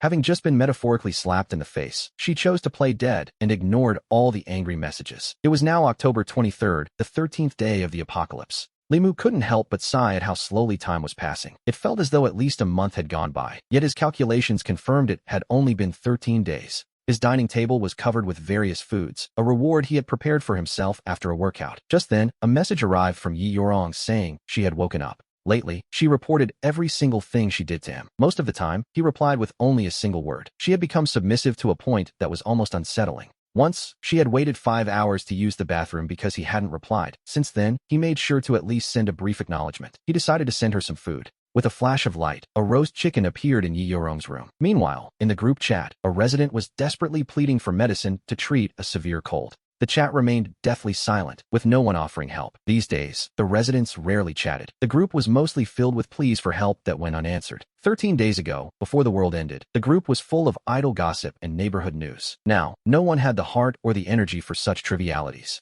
The sick resident waited a long time without a response before lashing out, asking how everyone could be so heartless when neighbors were supposed to support each other. Should neighbors help each other? Her angry cry only drew mocking laughter from the others, who asked why they should help her when she had nothing to offer in return. They told her she was being far too naive. People are inherently selfish, after all, and they wondered how she had lived this long without realizing that simple truth. The argument barely caused a ripple before another plea appeared. A resident begged Professor Wu for help, explaining that his wife was losing consciousness and her temperature was dropping. Professor Wu, a retired faculty member from Jinhai Medical University, agreed to come immediately. These days, she had been trading her medical expertise for scraps of food. She charged a single bag of instant noodles or bread for a consultation. Since she was the only doctor in the entire building, no one dared to offend her. Another resident with a severe cold begged for her help, praising her high standing and prestige. He was truly suffering and desperate for any relief she could provide. He knew that Professor Wu used to pick up trash and clean the neighborhood for free, so he assumed she was a saint. She simply replied that a cold requires medicine. She explained that without medicine, even she was powerless. The man insisted that as a doctor, she must have a way, or at least some spare pills, but she stopped responding. She was a university professor, not a pharmacist, and even a doctor wouldn't keep a massive stockpile at home. What little she had was already gone, given to neighbors long ago. Then, a white-collar professional posted that she hadn't eaten in 4 days. She was willing to trade her own body just for a small amount of food to survive. She had been a respectable woman, but now she was forced to abandon her dignity. And as we know, men who think with their lower halves are never in short supply. Through the surveillance cameras, Limu watched as she left her room and returned a while later, clutching half a box of biscuits. It was a grim trade, to be sure. Suddenly, another owner excitedly claimed they felt a surge of heat and sweat, wondering if they had developed superpowers. Professor Wu, returning home, saw the message and sighed. She warned him that this wasn't a superpower, but a final flare of life before the end. His body was collapsing. He dismissed her, claiming she was just jealous of his gift. That resident never spoke in the group chat again. He passed away in his home, unclothed, with a look of lingering excitement frozen on his face. A truly tragic delusion. By now, the atmosphere in the building had shifted from mere panic to total, crushing despair. Meanwhile, inside the safe house, a tea kettle whistled softly by the window. Limu sat in a rattan chair with a book in his hands. In the past, he was always too busy chasing money to read, but now he finally had plenty of time for leisure. He was reading about a high schooler named Abin who was a poor student but the protagonist of a novel. He couldn't help but think the author was indulging in pure fantasy. He took a sip of tea and mocked the plot, yet he didn't put the book down. Instead, he continued reading with great interest, lost in the fictional world. The cold and hunger outside meant nothing to him, as he spent the entire day immersed in his story. Finally, the AI housekeeper's voice chimed in to announce that dinner was ready. It was time for dinner. At his own request, the AI housekeeper had established a healthy, regular schedule, and since he'd been eating so much heavy meat lately, he decided to keep things light. Limu patted his stomach, feeling no hunger at all, yet he found the cabbage and tofu soup with buckwheat buns quite satisfying. Once one's material needs are fully met, life takes on a different rhythm entirely. Inside room 901, the lights remained bright, shining like a lighthouse for the entire city. Time ticked away until it was October 27, 2023. It was now the 17th day of the apocalypse. Temperatures continued to plummet to minus 70 degrees, and the snow had already buried the first 3 floors. In Building 9, the number of casualties was rising, and Lu Da's influence was quietly expanding. They were no longer robbing people openly, but planning ahead. Through the surveillance cameras, we see a disturbing sight. Lu San led his men from door to door, knocking softly. If someone answered, they simply moved on. But if there was no response, they broke in and carried out frozen bodies, transporting them back to Lu Da's floor. They were stockpiling food. The realization sent a shiver down Li Mu's spine. This wasn't food in the conventional sense, but in a sealed building, normal supplies are the first to go. When people reach the absolute limit of hunger, they will chew on leather or swallow anything that looks remotely edible just to fill their stomachs. Eventually, those driven mad by starvation turn their eyes toward their own kin. In his past life, Li Mu never knew exactly when that stage began. By the time he realized it, he was already being pinned to a dining table. He couldn't imagine the taste, and he certainly never wanted to try. Just thinking about that scene was enough to drive anyone to the brink of insanity. Though some neighbors still had food, Lu Dahu was already preparing for the worst. He was acting like a cold-blooded strategist. While most neighbors only looked at the present, Lu Dahu was already staring directly into a grim future.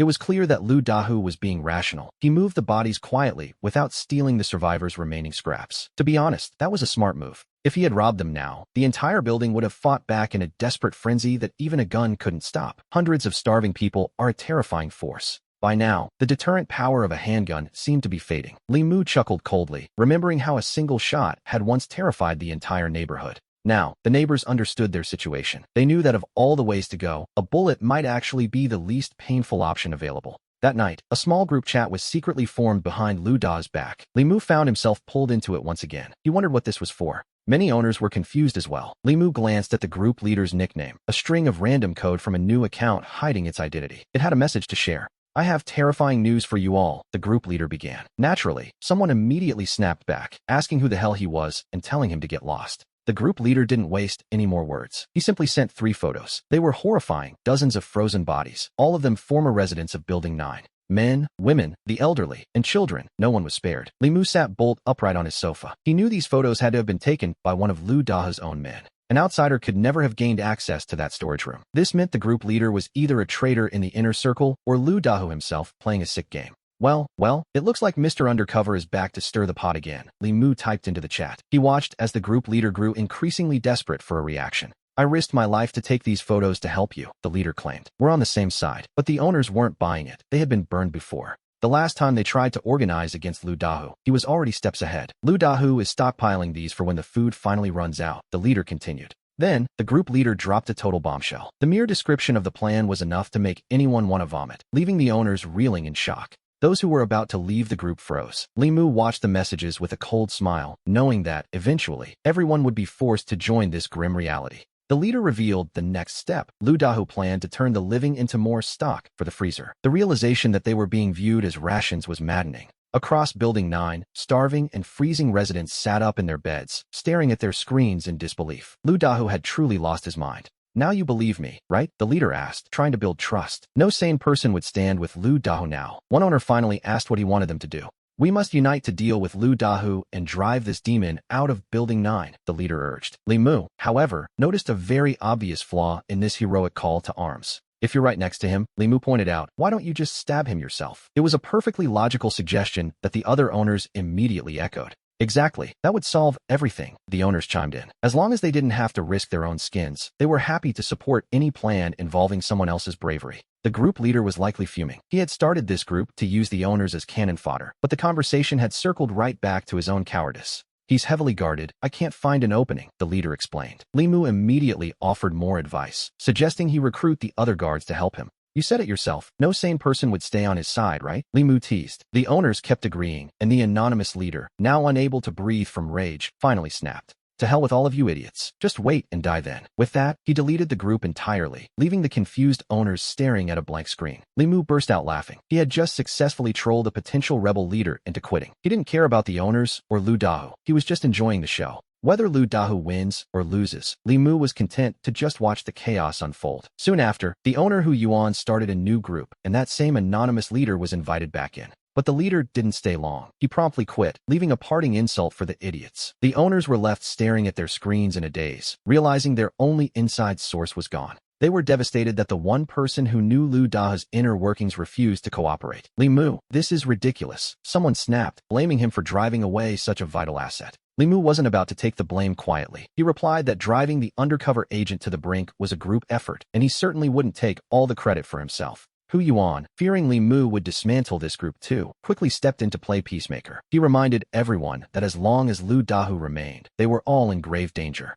"Friends, the situation is dire," Hu Yuan called out, urging them to unite and take down the demon Lu Dahu. "Boss, Hu was right," the others agreed, sensing their time was running out. "If you don't take him down, you're all finished," Li Mu added with a casual tone. He specifically used the word you, a subtle distinction that the desperate owners failed to notice for now. This time, Hu Yuan's sense of urgency was 10 times stronger than before. To motivate the crowd, he even offered to dip into his own private stash of food, a rare sacrifice indeed. He promised a single biscuit to anyone who joined the assault on Lu Da's forces. The owners' eyes lit up, their mouths watering at the thought, but then someone asked about the reward afterward. It was Li Mu, of course, pressing for details. Hu Yuan stared at Li Mu's profile picture, his teeth grinding in fury. He wished the young man would just stay silent for once. The other owners caught on, realizing Hu Yuan had only mentioned the upfront payment. They began to demand more, forcing Hu Yuan to make a promise he wasn't sure he could keep. He told them that once Lu Dahu was defeated, everyone would share in the spoils of his massive warehouse. The owners settled for that, knowing that survival was their primary goal anyway.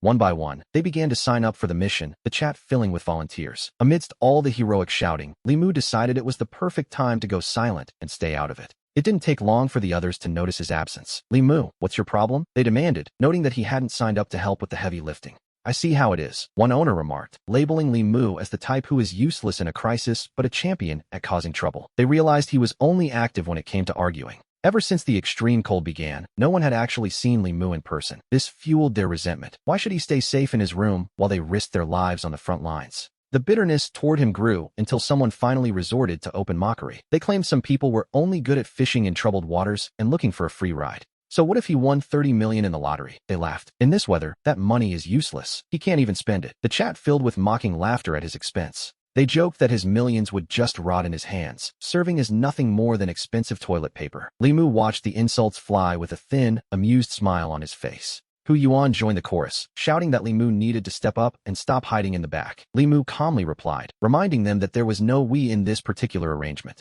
We see Li Mu staring at his phone, watching as the group chat continues to boil over with resentment toward him. He simply drops a single sentence into the group, "I am not like you." Naturally, the chat explodes with questions about what exactly makes him so special. They mock him, pointing out that he didn't even buy high-priced grain earlier. To them, his lottery millions are just useless paper in this frozen wasteland. But the next second, their messages fail to send. Li Mu finds himself kicked from the group before he can even finish his thought, leaving him momentarily stunned. He tries to rejoin, but Hu Yuan rejects him repeatedly, telling the group not to let one bad apple ruin their grand plans for the assault. Some are still unhappy, asking why they should fight Lu Dahu while Li Mu watches from the sidelines. Hu Yuan sneers, promising to settle scores with the clown later. The group falls silent for a moment as the implication sinks in. After Lu Dahu is gone, Li Mu's apartment is next. But then, something unexpected happens. Fang Yanmei from the 4th floor suddenly posts a photo. In the image, a room is bathed in bright, warm light, a sight unseen since the freeze began. The owners claim it must be an old photo from before the disaster, as everything should be frozen solid. However, Jiang Guang suddenly speaks up. She is lying in bed, her frostbitten limbs turning black and her face pale. She remembers that door she couldn't pry open and the scalding water that sprayed her.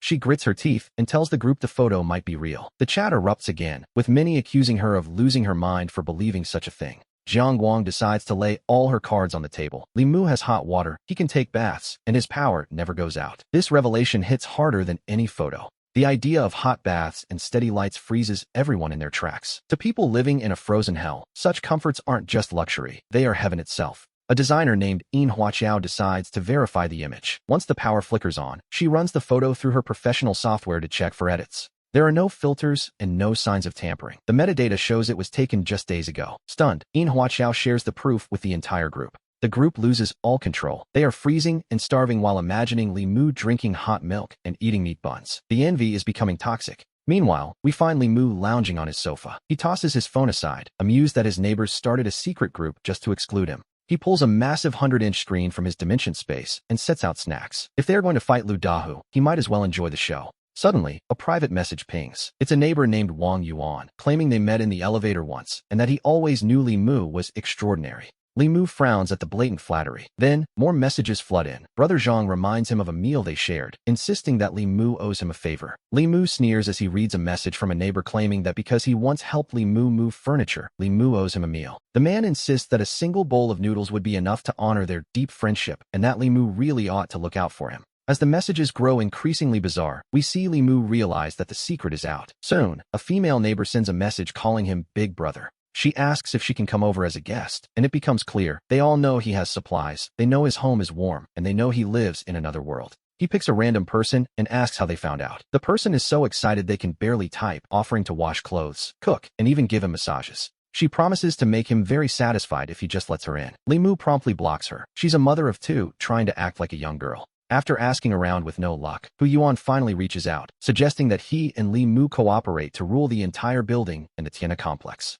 Li Mu chuckles, noting that boss who certainly has big ambitions. Hu Yuan is serious, explaining that food, medicine, and warmth are the keys to power. He tells Li Mu he could be a king, but Li Mu calmly tells him to skip the nonsense and explain how everyone found out. Hu Yuan then pulls him back into the group. The atmosphere in the chat shifts instantly. Everyone welcomes Big Brother Li Mu, claiming the very air feels warmer now that he has joined them. We see Li Mu watching the flattery with a faint smile, though he knows they don't like him. They just want his food and his warm apartment. He scrolls through the history, seeing Fang Yinmei's photo, Jiang Guang's mention of hot water, and Yin Huaqiao's technical verification. He has to laugh. They are basing everything on a single breakfast photo. They have no idea that while they see a speck of dust, he owns the entire logistics park. Up on the 24th floor, Lu Dahu stares at the chat, his eyes gleaming with greed. His men are practically salivating at the thought of Li Mu's wealth. They imagine the food, the water, and that fortress of an apartment. Lu Dahu is tempted, but he turns to his men with a low, dangerous voice. He wants to know who started a secret group behind his back to plot his downfall. His men turn pale as Lu Dahu begins a brutal hunt for the traitors.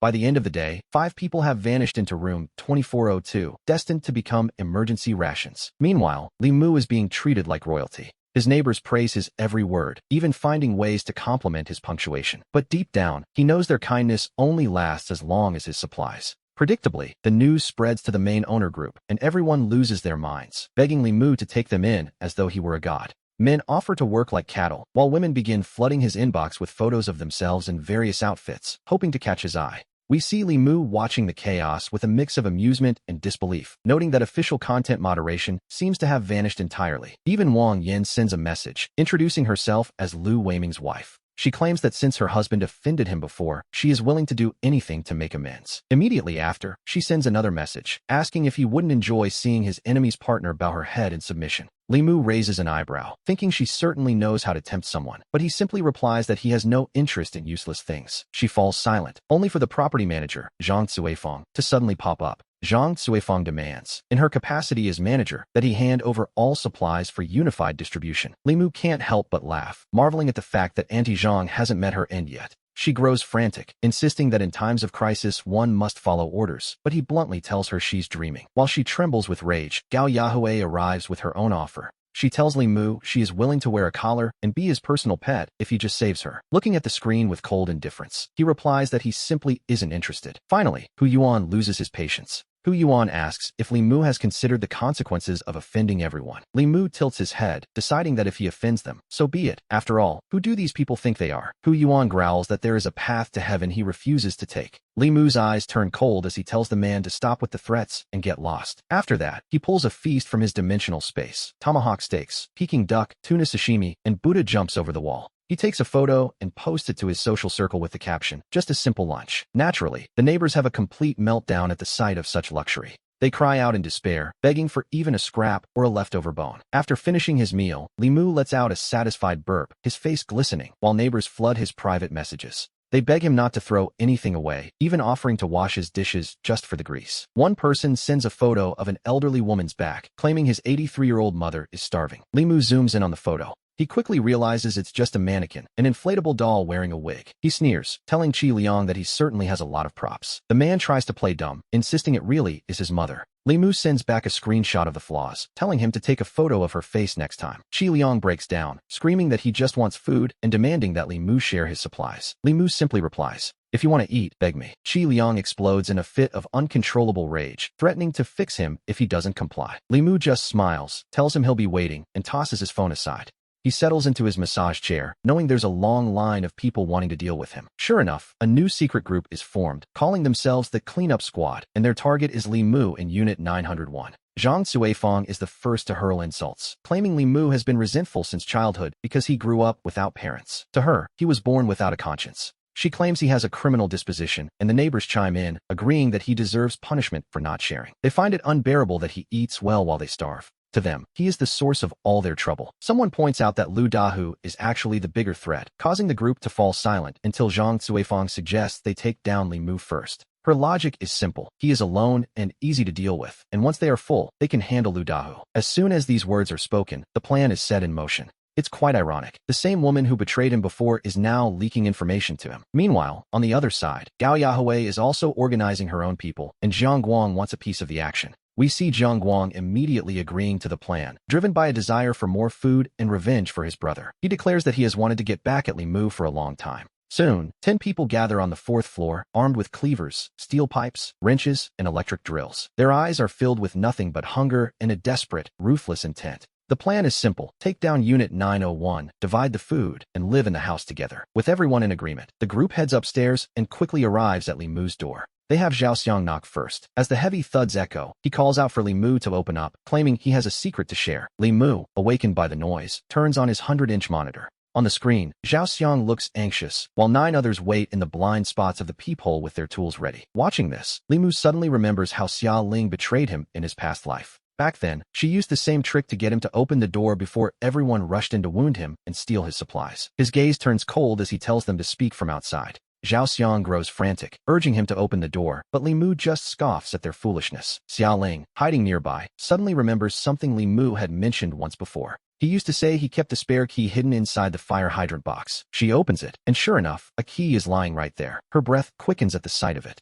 She grabs the key and slides it into the lock, a twisted smile spreading across her face. She mutters that he shouldn't blame her for having such an obvious weakness. Then, a click sounds out. The key turns, but the door doesn't budge. Xia Ling's smile freezes in confusion. Watching the monitor, Li Mu lets out a laugh, as he had left that key there entirely on purpose. The keyhole itself was just a decoy. The real door to Unit 901 uses an electronic lock, making the physical key utterly useless. Realizing the trap, Xia Ling immediately begins to panic and plead. She tries to explain that she only wanted to come in and help him, but Li Mu dismisses her with a single word: foolish. Hearing his goddess insulted, Zhao Xiang's temper flares instantly. He demands to know how Li Mu dares to speak to Xia Ling that way, but Li Mu simply calls him even more foolish. Zhao Xiang snaps, swinging his sledgehammer at the door with all his might. The hammer bounces back with a jarring force that splits the skin of his hand. Gao Yahui and the others stop hiding, shouting that Li Mu is surrounded and should surrender while he still can. Li Mu, meanwhile, is calmly sipping an ice-cold cola. In a lazy, mocking tone, he tells them how terrified he is and begs them to please stop hitting his door. What on earth was that? As Lin touched the alloy door, the 3 people outside froze instantly, their bodies twitching as they lost all ability to move. Water begins to pool on the floor. Xia Ling, who was furthest away, manages to break free from the current after a desperate struggle, though her entire body is trembling from the shock. In a state of pure terror, she scrambles down the stairs, realizing this place is a death trap. Li Mu watches her escape with a cold indifference, noting that she was quite lucky to survive. Gao Yahui and Ran Yun aren't so fortunate. The current continues until Li Mu finally releases the wire, leaving the 2 of them to collapse lifelessly to the ground. He watches the fallen bodies without a hint of emotion, knowing they chose this path themselves. Downstairs, a trembling Xia Ling runs into Jiang Guang, who is furious that their perfect plan failed. Xia Ling, her mind completely shattered, screams and claws at Jiang Guang, scratching his face until blood flows. His temper flares instantly, and he delivers a brutal kick that sends her flying. She tumbles down the stairs and, after a few pained cries, falls silent. Jiang Guang coldly remarks that in these times, one doesn't have to take responsibility for a nuisance. To be honest, he didn't care anyway.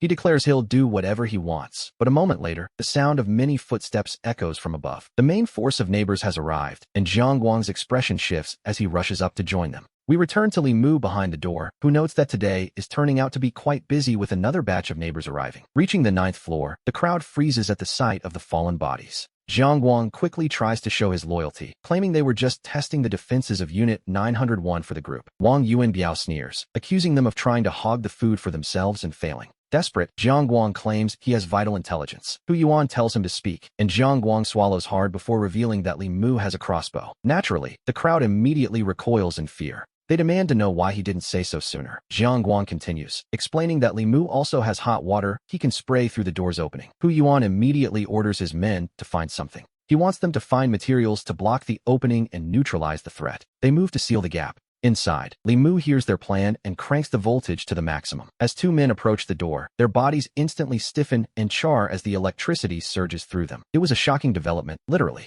Only then does Jiang Guang slowly mention that the door is electrified. Wang Yuanbiao is furious, but Jiang Guang simply looks aggrieved, pointing out that he was told to shut up earlier. Hu Yuan, looking grim, orders a retreat to the 10th floor. As the neighbors pull back, Li Mu watches the monitor and scoffs at how quickly they ran. He hadn't even finished warming up yet. While they search for tools upstairs, Li Mu decides to prepare something big for the next round. He searches through his dimensional space, passing over liquid bombs and flamethrowers. While a pistol could kill, its range is too limited to deal with all the neighbors at once. Soon, he finds exactly what he needs in the agricultural section, crates of potent herbicide. He smiles, knowing this is the perfect gift. Outside, the group gathers again, using wooden boards to block arrows and wearing insulated gloves to plug the holes. Hu Yuan begins to shout. He tells Li Mu it's not too late to talk. If he hands over the supplies in the house, he can be the team's second in command. Li Mu doesn't bother to reply, which only makes Wang Yuanbiao more impatient. Wang demands to know why Li Mu is still acting tough after such a generous offer. Li Mu ignores him, focusing instead on pumping water into Unit 902 across the hall.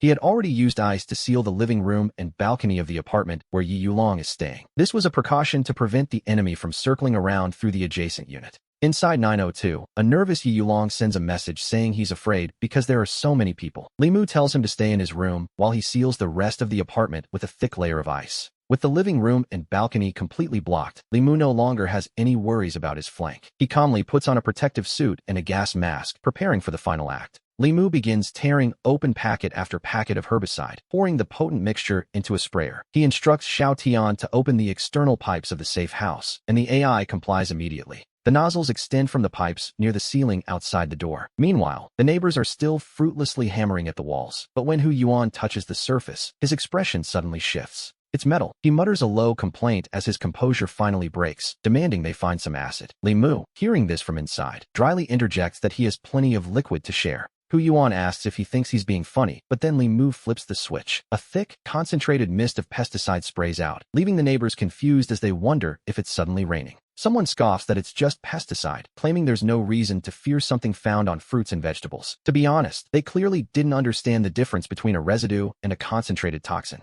The effects are almost instantaneous as people begin to vomit. One by one, the neighbors succumb to the reaction, dizziness, nausea, and intense abdominal pain, while some even fall to the ground in convulsions. Cries of "Run, we've been poisoned!" echo through the hall as they beg Li Mu to stop. He calmly shuts off the machine, satisfied with a job well done. In just seconds, the 9th floor has been cleared. Only the fallen remain on the floor as the rest of the neighbors flee upstairs. Wu Haod is eventually brought in, and smelling the pungent chemicals, he shakes his head at the mention of the young man in 901. He provides what basic treatment he can, but without proper medicine. Those who inhaled the most can only wait for the inevitable. One man cries out, begging Professor Wu to save him. Wu Haod sighs, admitting he has no antidote. The man's eyes fill with deep regret, wondering why he ever chose to provoke such a dangerous individual, while Wu Haod prepares to depart. As he leaves, the professor finds himself increasingly curious about Li Mu. Being ruthless doesn't necessarily mean one is unreliable. Perhaps, he thinks, that thing could be entrusted to him. However, the pesticide didn't stop everyone. Yin Huaqiao struggles to his feet and grabs an axe, declaring he will take Li Mu down, while the others glare with eyes full of resentment and a desire for revenge.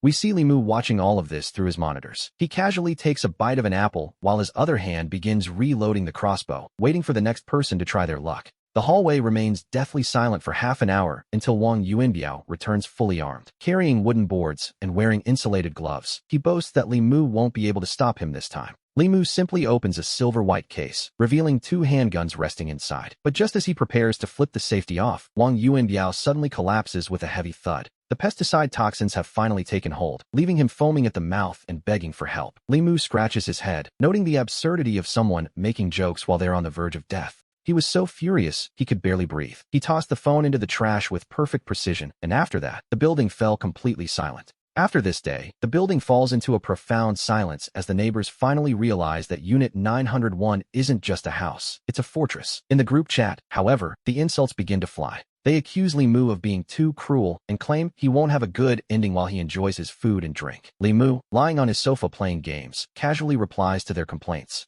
He points out the hypocrisy of them trying to rob him, failing, and then claiming he is the one in the wrong. No one can argue with his logic, though some resort to private messages, offering anything for a bite to eat. A message arrives from someone claiming a mother and daughter will do anything if Li Mu helps them, even sending a photo. He quickly runs a reverse image search and realizes it's just a stock photo from the internet. He sneers, asking Qi Liang if this is his alt account. After a brief, telling silence, the man actually admits it, praising Li Mu's sharpness. Li Mu is speechless that a shut-in would use fake photos to beg for food. Qi Liang breaks down, pleading that he's truly starving and offering stolen data in exchange for a meal. Li Mu simply tells him to get lost. Left with nothing, Qi Liang stares at a silicone doll in his room and, in desperation, bites into it. That evening, Li Mu has some green vegetable porridge. He isn't particularly hungry, but he knows the importance of eating on schedule. Halfway through, a friend request appears from an elderly man in a white lab coat. The message reads, Li Mu from 901, I am Wu Haod. Can we talk? Li Mu accepts the request and asks what he wants. Wu Haod gets straight to the point, asking if Li Mu prepared so thoroughly because he had inside information. Li Mu counters by asking if such a disaster could even be known in advance. Wu Haod falls silent for a moment before explaining that 2 days after the temperature dropped, he learned of certain research results from an old friend. By then, it was already too late. Li Mu's heart skips a beat as he asks if the government will provide any rescue. Wu Haod's reply is chilling. There is no government anymore.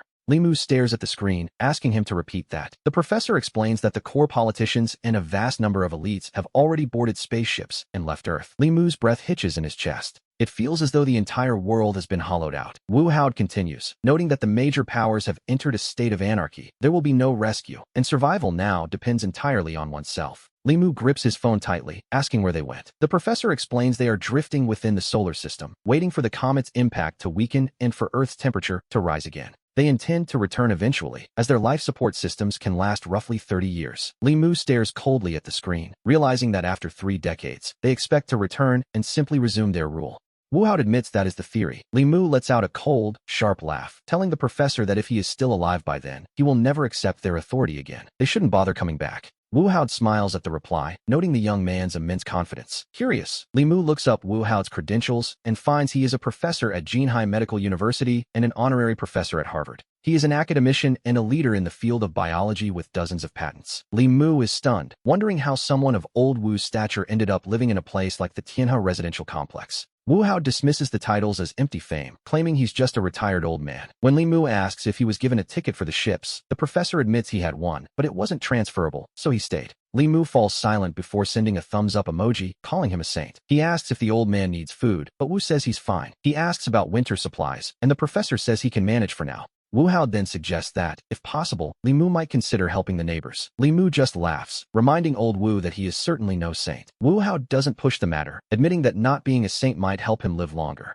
Eventually, the snow stops. Li Mu recalls his previous life. 2 days after the snow ceased, he had gone out for food and was struck by a stone from the sky, a fragment of the gods. He wonders if he returns to that same spot in this life, the fragment will be there again. He decides to head out, carefully checking his gear: thermal suit, down jacket, gloves, body armor, and a helmet. Equipped with a snowmobile and fully armed, he prepares to leave Unit 901. He gives a final instruction to Xiao Tian to maintain the house's security while he is away. As the door to the safe house opens, a wave of biting cold rushes in, making Li Mu shudder. In the hallway, we see the remnants of the golden energy frozen into sharp, icy shards. Neighbors hide behind their doors, watching him through the cracks, yet no one dares to move. As he steps out of the building, residents from every floor see him and assume he's lost his mind. At 90 degrees below zero, they think no amount of clothing can save him. Li Mu simply looks up and gives them the middle finger. Some curse him, but naturally, no one dares to step outside. Reaching a secluded spot, he pulls out his snowmobile. The engine roars as he streaks out of the complex, leaving everyone shocked that he's actually alive. They wonder if the temperature is rising. It seems a group of people has been quite thoroughly misled by his confidence. Those neighbors who plotted against him in his past life are the ones he'll settle scores with in this one. He stops by a supermarket where the shelves are still lined with frozen goods. With a wave of his hand, entire rows of shelves disappear into his space. 3rd floor, 4th floor, 5th floor, he takes it all. After all, why let unclaimed supplies go to waste? He continues his sweep, riding the snowmobile deeper into the city. Along the way, we see survivors hiding behind windows, pleading for help, but Li Mu doesn't stop for a second. The lesson of the farmer and the viper from his previous life is one he'll remember forever. He stops before the Wanda Mall, noticing the ground looks far too flat, as if it had been prepared. Instantly alert, he covers himself in a protective white light. A split second later, ropes snap up from beneath the snow, but he retreats just in time as 3 men emerge from hiding. A young man named Sun Hao brandishes an axe with an arrogant smirk, reciting the old bandit's cliché about owning the road. Li Mu dryly asks if he owns the mall too.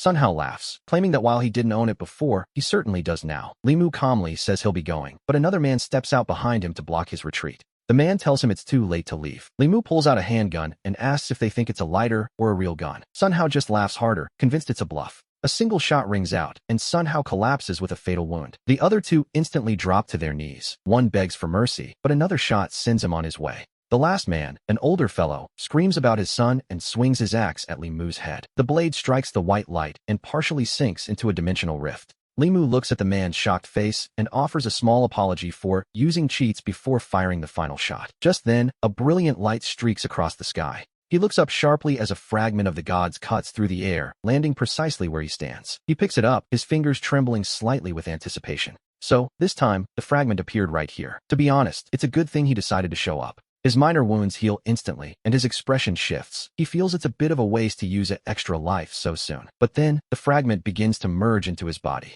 He feels a surge of energy as his spatial ability is strengthened. He clenches his fist, realizing how useful these fragments are. He'll definitely need to collect more of them. We return to the Tiana complex, where the residents are stunned to see Li Mu return, especially since he's riding a snowmobile. They swarm him with questions about the outside world, but he simply can't be bothered to answer. Someone tries to block his path, demanding he lend them the snowmobile and his warm clothes. Li Mu smiles and tells them to come down and take it. Believing him, they rush downstairs, only for him to drive off immediately. A chorus of curses erupts from the building as they realize they've been played. Li Mu returns to Building 9, where the neighbors hide the moment they see him, and he makes his way to the door of Unit 901. Suddenly, he glances toward Unit 902, where Yi Yorong is still waiting inside. With a wave of his hand, he removes the ice wall and walks toward her door, calling out to ask if the little lady of the house is home. Panicked sounds echo from inside as the door swings open, and Yi Yorong falls to the floor, her forehead turning red from the impact. Li Mu kneels down to look at her, observing her state with a calm, steady gaze. He notes that kowtowing is certainly a unique way to greet someone, which makes her shake her head in a frantic hurry. As she looks at him, her eyes are filled with a desperate sort of hope, and he gently tilts her chin up.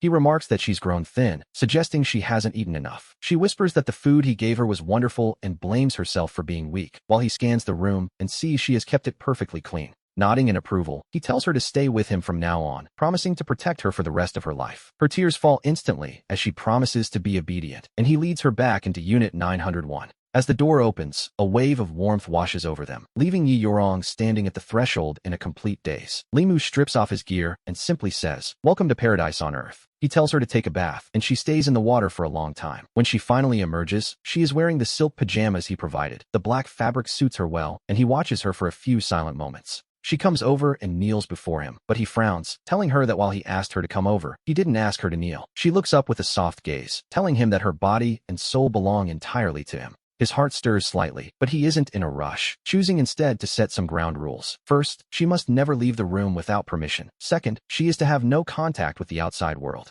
The third rule is simply to listen, and she agrees without a moment's hesitation. He begins to lay out a feast on the table, and she watches the food appear out of thin air, her shock leaving her utterly speechless. She asks if he is some kind of immortal, and he smiles, telling her she can think of it that way. She looks at him with total sincerity and calls him her god. Over the next few days, the house feels much less empty. Now there is someone to cook the meals, wash the dishes, and tidy the clothes. Fruit is always sliced and placed right by his hand. As he lies on the sofa, she sits beside him, gently massaging his legs. The safe house finally feels like a home, even as the storm rages outside. However, a wealthy young man named Yi Chun has set his sights on Li Mu and arrives at the door of Unit 901 with his followers. He introduces himself as the heir to the Yi family, but Li Mu unimpressively asks if he means the Yi family that sells ramen. Yi Chen's face turns a bruised shade of purple at the perceived insult. He boasts about the Jinhai Yi Group, a family worth billions, but Li Mu dryly asks what their market value is in the current world. Yi Chen snaps, demanding to borrow the snowmobile and the survival gear. When Li Mu refuses, Yi Chen roars that no one dares to say no to him. In response, Li Mu simply sends a message to the building's group chat. There are intruders, and he's offering 1 bag of noodles per head. The neighbors of Building 9 are instantly galvanized by the thought of food. Like a pack of starving wolves, they rush toward Yi Chen's group, and for the first time, the wealthy heir begins to feel true fear. Yi Chen's arrogance lasts only until he sees the neighbors of Building 9 swarming his men, tearing at them for supplies. His face turns pale at the sight of people who have completely lost their reason. He pulls out a golden desert eagle and fires. A neighbor falls, but the others don't even flinch. They've gone mad with hunger, and they know a gun only has so many bullets. Terrified, Yi Chun and his men flee in a pathetic state. Inside, Li Mu watches the surveillance feed and smiles. These neighbors are quite useful when pointed at an outside threat. Yi Yorong shrinks into his arms, trembling with fear, but he simply pats her and tells her she'll get used to it. Later, the villagers from Building 8 try their luck. First, they try to trick him into opening the door, but he simply directs them to the neighbors. They collide with the crazed residents of Building 9, and Zhang Long is beaten bloody by Wang Yan. After being defeated by Lu San, Zhang Youqiang flees back to Building 8. For their second attempt, they bring homemade explosives to blast the door of Unit 901.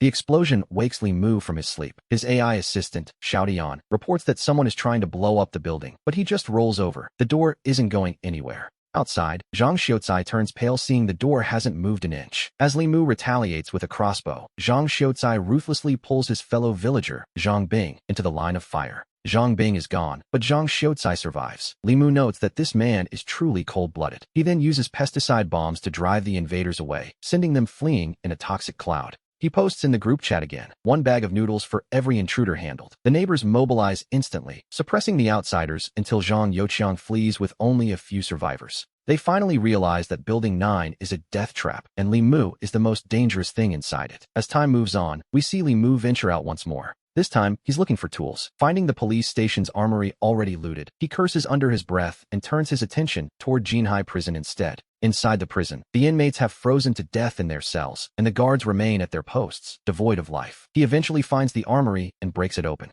Pistols, stun guns, riot shields, tear gas, and crates of ammo. It's a literal gold mine. With a flash of white light, he stores it all away and begins his journey home. On the way back, he's ambushed by a coalition from Buildings 8 and 10, led by Yi Chun and Zhang Xiaocai. Li Mu stops his snowmobile and simply opens fire with both hands. He takes them down one by one. The enemies assume his ammunition is limited, but as he swaps magazines with supernatural speed, they begin to wonder just how many bullets he has. Yi Chun throws a bomb that sends snow flying, but Li Mu emerges completely unscathed. Under his relentless fire, the enemies are either wiped out or forced to flee in terror. When he returns to Building 9, the neighbors immediately try to claim credit, shouting that they were the ones who sent him the warning. They are, quite predictably, looking for a reward.